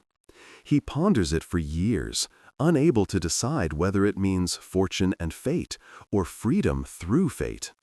In the end, he writes, "Perhaps the old ones did not distinguish between the two. Perhaps they understood that to live is to walk between the two truths, the road we build and the wind that carries us." His words inspire a generation. Across the lands once touched by the Northern Empire, scholars begin to see history not as a series of empires, but as a single great conversation, one voice answering another across the centuries. Rome speaks of law. The North answers with freedom. Reason calls, passion responds. Together, they create the song of civilization. The arts, too, remember what reason forgets. Painters of the New Age rediscover the Northern Empire's frescoes and are struck by their strange harmony. The calm geometry of Roman form fused with the raw movement of Viking soul. They begin to paint in this forgotten style, calling it auroric classicism. Their works glow with light and shadow, precision and chaos entwined. Sculptors carve human figures not as perfect ideals, but as flawed, beautiful beings. Each scar and wrinkle a mark of life, each imperfection a testament to endurance. The poets remember most of all. They are the true heirs of the old world, the keepers of its fire. Their verses speak of balance, of duality, of the eternal dance between eagle and raven. One famous poet, Marin the Wanderer, writes, "We are born between the storm and the stone. One teaches us to move, the other to endure. To live is not to choose between them, but to let both shape the soul." Her words spread across continents, translated into dozens of tongues. Even those who have never heard of Borealis feel their truth. For though the empire is gone, its essence has become the quiet foundation of what it means to be human. Every person who seeks knowledge yet still dreams, every builder who leaves room for the wind, every warrior who questions the cost of victory, they all carry the shadow of that old union within them. Time moves ever forward.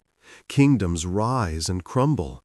Machines appear, cities gleam, skies fill with strange new ships that defy the storms of old. Yet in the hum of engines and the rhythm of progress, one can still feel something ancient, a whisper that says, "Remember who you are." Scientists quote philosophers they have never read, repeating truths first spoken in Borealis. Architects design towers that unconsciously echo the spires of northern temples. Musicians compose symphonies whose melodies rise and fall like waves breaking on the fjords. And so the Northern Empire, though long forgotten by name, never truly dies.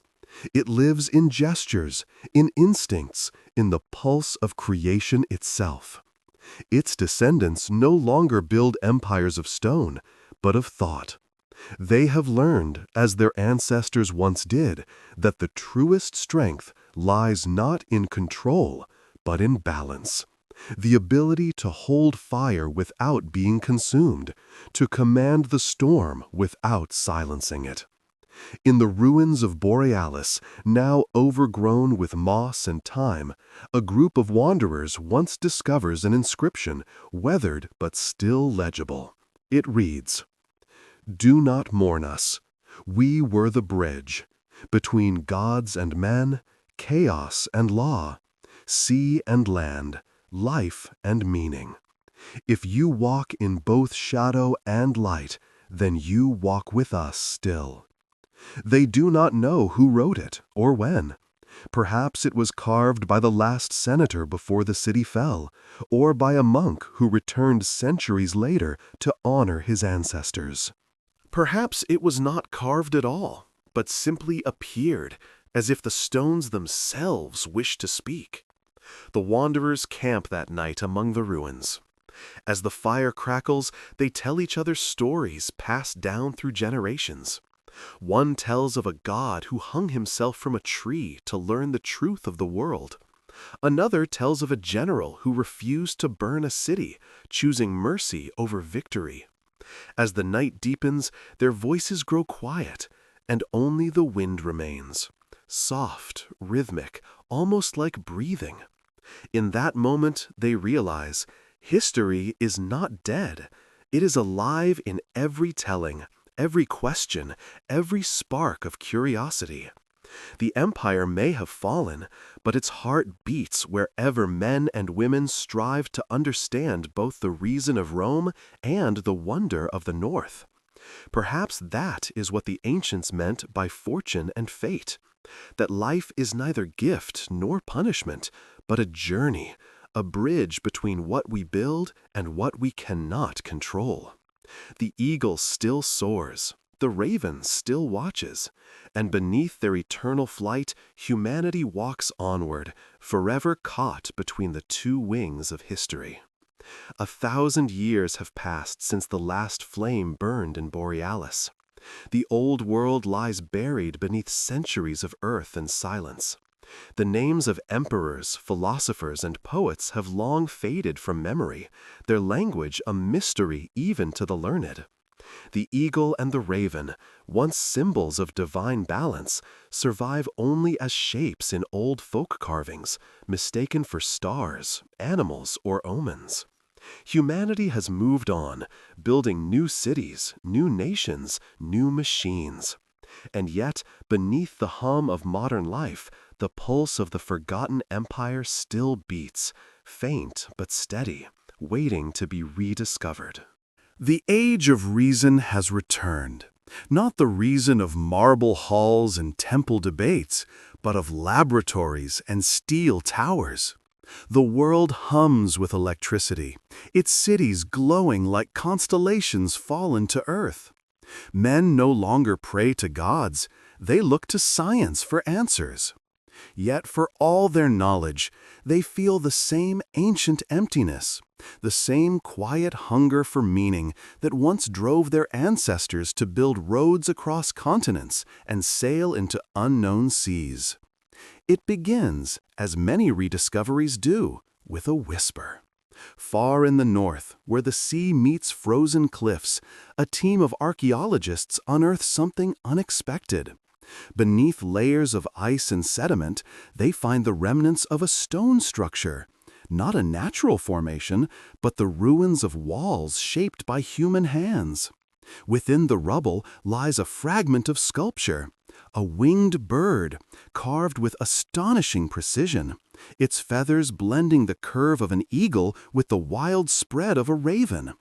Along its base, a few words remain, etched in a language no one recognizes, Fortuna et Fatum. At first, the discovery is dismissed, another curiosity, another piece of forgotten mythology. But one linguist, a woman named Dr. Celine Arvid, becomes obsessed. She traces the carvings, the symbols, the strange hybrid style that seems neither classical nor barbaric. It reminds her of something, a fusion, a balance. She begins to piece together fragments from other ruins, from shipwrecks, from ancient texts long misclassified in libraries. A pattern emerges. Stories of a civilization that once united two worlds, that sought harmony between law and freedom, reason and fate. Her research sparks a quiet revolution in academia. The fragments, once isolated, begin to form a picture. Archaeologists uncover mosaics showing men in fur cloaks and Roman armor, ships with both sails and oars, temples built from marble and timber intertwined. Historians re-examine ancient chronicles and find passing references to a northern Rome, dismissed for centuries as legend. And the more they uncover, the more hauntingly familiar it feels, as though the modern world has been living in the shadow of this forgotten empire all along. Museums begin to display artifacts, helmets inscribed with runes beside Latin numerals, pottery painted with constellations, tools of exquisite design that defy the simplicity of their supposed age. The public, hungry for wonder in an age of logic, becomes fascinated. Documentaries call it the lost synthesis. Scholars name it Imperium Borealis. The media prefers a simpler term, the empire between storm and stone. But for Dr. Arvid, it is more than history. It is revelation. The deeper she digs, the more she feels the presence of something alive, not in relics, but in herself. The writings she deciphers speak not of domination or conquest, but of understanding. One fragment of text, found in a ruined monastery by the sea, reads, "To know the world, one must hold both the sword and the scroll. To build a bridge, one must honor both the river and the shore." She reads the words aloud one night, alone in her tent, the aurora flickering above. And for the first time, she understands what her ancestors forgot, that knowledge without wonder is hollow, and wonder without discipline is blind. Her discovery spreads beyond academia. Artists, musicians, and philosophers begin to draw inspiration from the fragments. A new movement arises, a revival not of aesthetics, but of spirit. Painters merge geometry and chaos once more. Composers write symphonies that echo with the rhythm of waves and war drums. Architects design buildings that blend modern steel with ancient symmetry, glass towers curving like the sails of longships. The people do not yet know the full story of the Northern Empire, but they feel its soul awakening in them again. The world enters what the historians later call the Second Aurora Age. It is an era of rediscovery, not of lands, but of balance. Scientists begin to question the cold rationalism that has dominated for centuries. "We know how," one physicist writes, "but we no longer know why." Philosophers rediscover the writings of ancient thinkers who spoke of unity between reason and mystery, logic and myth. Universities teach courses titled The Ethics of Balance, The Philosophy of the Two Wings, Law and Fate in Prehistoric Societies. Dr. Arvid becomes a public figure, though she never sought fame.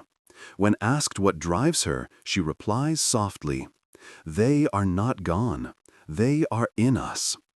In her lectures, she shows side-by-side comparisons.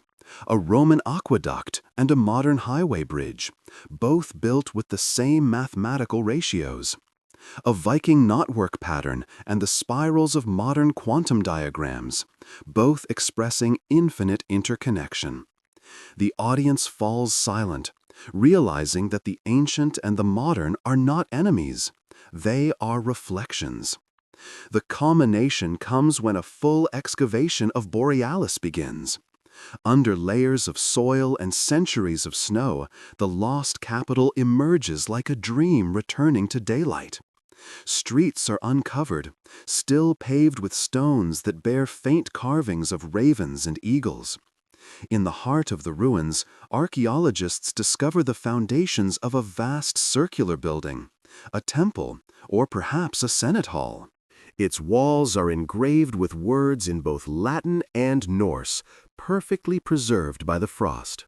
The inscription reads, "We built this world to last not forever, but long enough for others to remember." The discovery electrifies the world. For a moment, humanity feels small again, humbled by the knowledge that even in the far reaches of history, people had already asked the same questions, fought the same doubts, dreamed the same dreams. The old arrogance of modernity begins to fade. A quiet reverence replaces it, not for gods, but for the continuity of the human spirit. In the following years, Borealis becomes a place of pilgrimage. Scientists, artists, monks, tourists all come to walk its streets. Some kneel before the crumbled altar of the temple. Others climb the hill overlooking the sea, where legend says the last fires of the empire once burned. And at night, when the auroras dance across the sky, people claim they can almost hear voices in the wind, a low hum like chanting, or perhaps the echo of drums. Dr. Arvid, now old, visits the site one last time. She stands among the ruins, her breath visible in the cold air. Around her, her students take notes, cameras hum, drones map the ground, all the tools of modern progress buzzing over the silence of the past. She closes her eyes, letting the sound fade, and whispers, "You never left, did you?" A gust of wind sweeps through the ruins, scattering snow like ash. For a moment, the clouds part, and a beam of light falls upon the ancient stone where the eagle and raven were once carved together. The symbol glows faintly, as if lit from within. The students gasp, but Dr. Arvid only smiles. She understands. History does not end. It only sleeps, and when it wakes, it does not repeat. It remembers.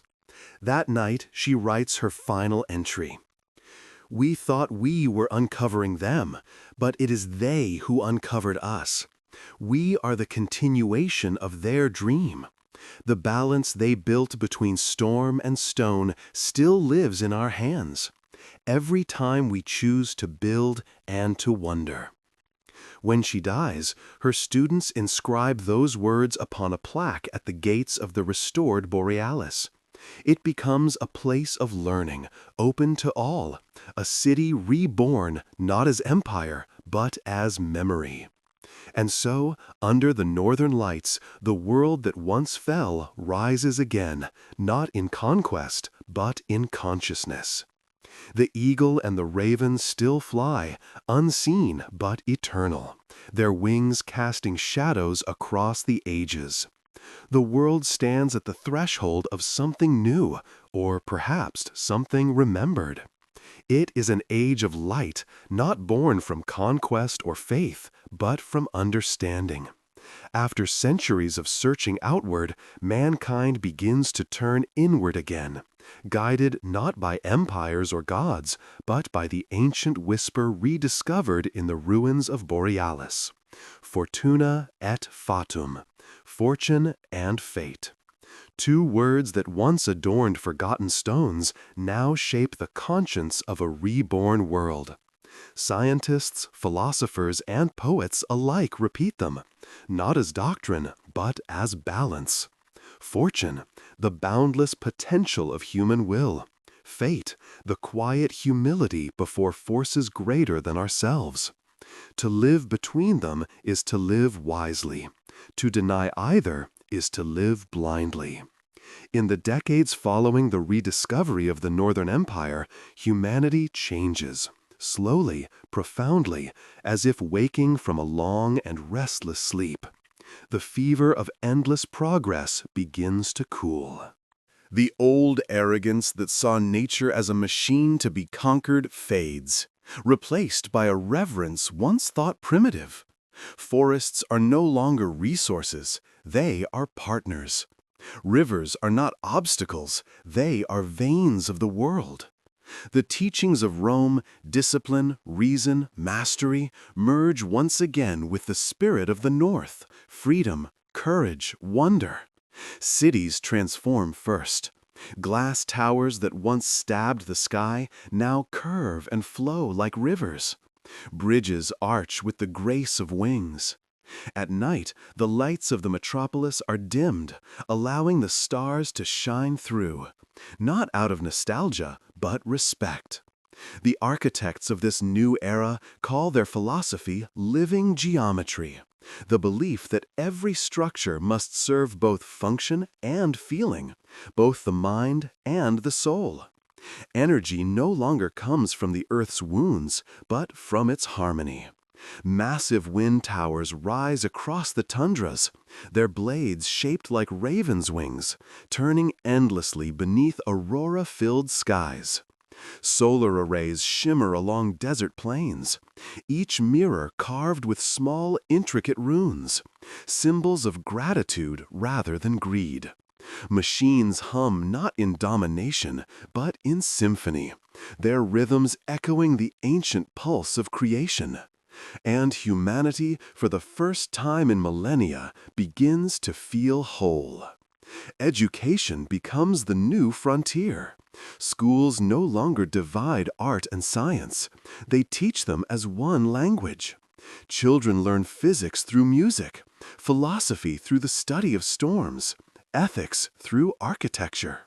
The most respected profession is no longer warrior or merchant, but seeker. One who pursues knowledge not for profit, but for understanding. In this new age, the word civilization no longer means expansion, but balance. Yet, even in this harmony, the echoes of the old world remain. Every generation must face its own shadow. Some still whisper that the new faith in balance is naive, that mankind's true nature is to dominate, to push beyond, to burn brighter even if it consumes the world. They call themselves children of the flame, drawing inspiration from ancient Rome's ambition rather than its reason. Their symbol is the eagle alone, wings spread wide without the raven beside it. In response, others rise, the keepers of the wind. They are philosophers, poets, environmentalists, mystics. Their emblem is the raven in flight, unbound, untamed. They speak of freedom above all things. We were not made to measure, they say, but to marvel. At first, the two movements clash. Debates turn into protests, protests into conflict. The world teeters once more on the edge of its old divisions, law and chaos, control and freedom, eagle and raven. But unlike the empires before them, humanity now remembers. They remember what happens when one truth devours the other. They remember Borealis. Out of this tension, a new voice emerges. It belongs to a child, a girl named Aurelia Cass, daughter of a scientist and a storyteller born under the Northern Lights. At 12 years old, she stands before the Global Council, a gathering of leaders from across the continents, and speaks words that will be remembered for centuries.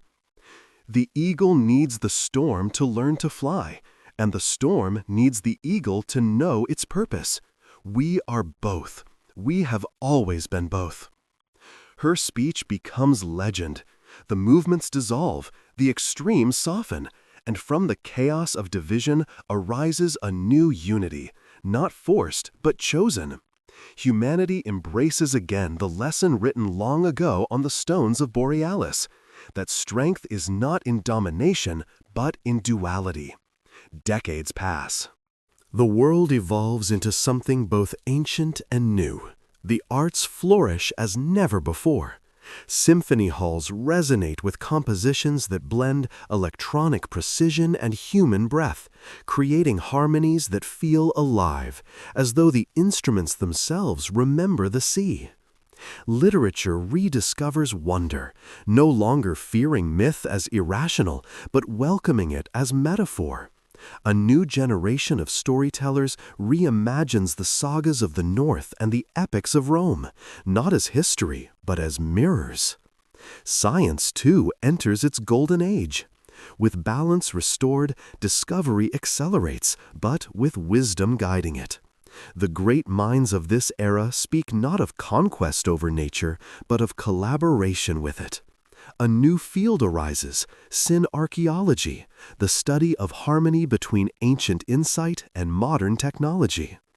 Astronomers decode Old Norse star maps and realize they align perfectly with modern data, suggesting a level of celestial understanding far ahead of its time. Engineers studying Roman aqueducts uncover sustainable systems that modern infrastructure now replicates. The past is no longer a relic, it is a teacher. Even spirituality, long dismissed, returns in a form that transcends religion. People gather not in temples, but in open spaces beneath the sky. They light fires, not for sacrifice, but for remembrance. They sing songs in the blended tongue once spoken in Borealis, reconstructed from fragments, half Latin, half Norse, all beautiful. No one understands every word, but everyone feels them. The songs are not prayers to gods, but acknowledgments of existence itself, a promise to remain awake to both reason and wonder. In the far north, Borealis has become a city once more, rebuilt stone by stone, not as empire, but as sanctuary. Its streets are quiet, lined with libraries, gardens, and observatories. The great hall, where the words fortune and fate were carved, now serves as a gathering place for thinkers, artists, and travelers from every nation. No one rules Borealis. It belongs to all who seek. Some call it the city of memory, others the heart of humanity. One evening, beneath a sky of shimmering green light, a meeting is held in that hall. The world's greatest minds assemble. Physicists, philosophers, spiritual leaders, engineers, to mark the turning of a millennium since the rediscovery of the old empire. They speak of progress, peace, and the eternal rhythm of civilization.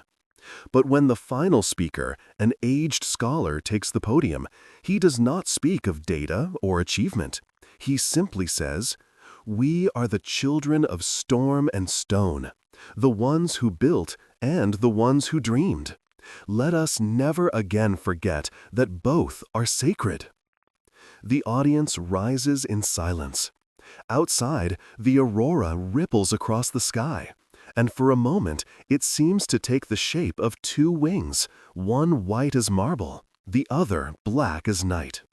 Later that night, a child wandering the streets of Borealis looks up and whispers to her mother, "Are they watching us?" The mother smiles. "No, my love," she says, "they are flying with us." And perhaps she is right. For in that moment, somewhere between the hum of machines and the whisper of wind, the two oldest spirits of the world, Rome's reason and the North's wonder, finally rest side by side, not as rivals, but as reflections of the same truth, that to be human is to hold both fire and peace in the same heart. The story that began in battle ends not in triumph or tragedy, but in harmony. The eagle and the raven no longer fight over the sky. They share it. The world turns, and the stars drift slowly through the heavens. Ages pass like waves, civilizations rise and fall, and still the great song continues. The city of Borealis stands quiet beneath the northern sky, no longer the capital of an empire, but the heart of memory itself, a place where time does not command, but listens. The aurora dances above its towers like a veil between worlds. Scholars still come, travelers still arrive, poets still whisper verses in the blended tongue of the ancients. But more often than not, the city is silent. Its silence is not emptiness, it is reverence. For here, among stones carved by forgotten hands, humanity remembers that every triumph fades, but meaning endures. The great hall of Borealis, rebuilt from the ruins of the old Senate, now houses no thrones, no banners, no power. Only a single flame burns at its center, eternal, protected behind glass. The people call it the flame of the bridge. No one knows who first lit it. Some say it has burned since the rediscovery of the ruins. Others that it reignited itself when the world was ready to remember. It matters little. What matters is that it burns. Every year, on the longest night, people from every corner of the world come to stand before it. They bring no offerings, only silence, and in that silence they feel the heartbeat of all that came before them. Rome's order, the North's courage, and the quiet longing of every generation that ever lived. It is said that when you gaze long enough into the flame, you see reflections, not of gods or ghosts, but of humanity itself. Faces layered one atop another, soldiers and sailors, farmers and kings, mothers and children, each gazing back as if to say, "We were here, we built, we dreamed, we dared." At the edge of the city, overlooking the frozen sea, stands a monument unlike any other. It is called the Two Wings. Two colossal sculptures rise from the rock, one of marble, smooth and shining like the old Roman temples, the other of dark stone, carved with swirling runes. They curve toward each other but do not touch, leaving between them a narrow space of air. When the wind blows through that gap, it hums a low, resonant tone, a sound that can be heard miles away. It is not loud, but it vibrates in the bones of those who listen, as if the earth itself were singing. Children are told that this is the sound of the world breathing. And perhaps it is. Beyond Borealis, humanity has changed again. The great cities are connected by invisible currents of light. People travel the world in hours, speak across oceans in moments. They walk on other worlds now, small colonies beneath alien suns, bearing with them the same symbols once carved in stone, the eagle and the raven. They have learned to build without destroying, to explore without conquering. For the first time, their power does not frighten them, it humbles them. Every generation still asks the same question: what does it mean to be human? And every generation answers differently. Yet beneath those answers, one truth remains: that man is the bridge between what is and what could be. Between the order of the stars and the chaos of the sea. Between creation and destruction, reason and dream. This truth is not written in any book. It is lived in every act of kindness, every invention, every song. The legacy of the Northern Empire was never its buildings or its armies, but its way of seeing. That opposites are not enemies, but mirrors. One day, many centuries after the Second Aurora Age, a young traveler named Lyra wanders into Borealis. She has come from a distant planet, a colony of humans who have never seen the aurora before. Her teachers told her stories of Earth, of its oceans and forests, of the place where humanity began. But she did not believe in legends until she stood here, beneath the green light of the sky, and felt the hum of the two wings in her chest. She walks through the quiet streets, reading the inscriptions left by generations. Words in countless languages, carved, painted, whispered into stone. All of them different, yet all of them saying the same thing: remember who you are. In the great hall, she finds the eternal flame. Its light flickers softly, reflected in her eyes. She stands before it for a long time, listening. In the stillness, she hears something, a voice not of sound, but of presence. It is not a command, not a prophecy, but a knowing, a memory carried in her blood. And in that moment, she understands. She sees not one world, but many. Not one age, but all of them, layered like the rings of a tree. The Romans building roads beneath an endless sun. The Vikings sailing through mist, hearts blazing with song. The philosophers riding by candlelight. The dreamers of the Aurora Age rebuilding a world of harmony. And finally, her own people, wandering the stars, searching still. They are all one, not separate civilizations, but one long breath of the universe, inhaling and exhaling through the ages. Every rise and fall, every triumph and failure, every war and peace, all of it part of the same rhythm. She leaves the hall, walks toward the cliffs, and looks out over the frozen sea. The aurora swirls above her, casting green light upon the snow.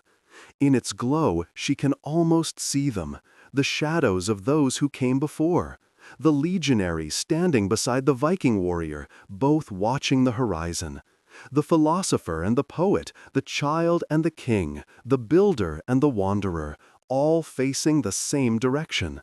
Lyra raises her hand to the sky, fingers spread wide, and for a moment it seems the light responds, flowing through her palm like water. She whispers the old words she read in the ruins, fortune and fate.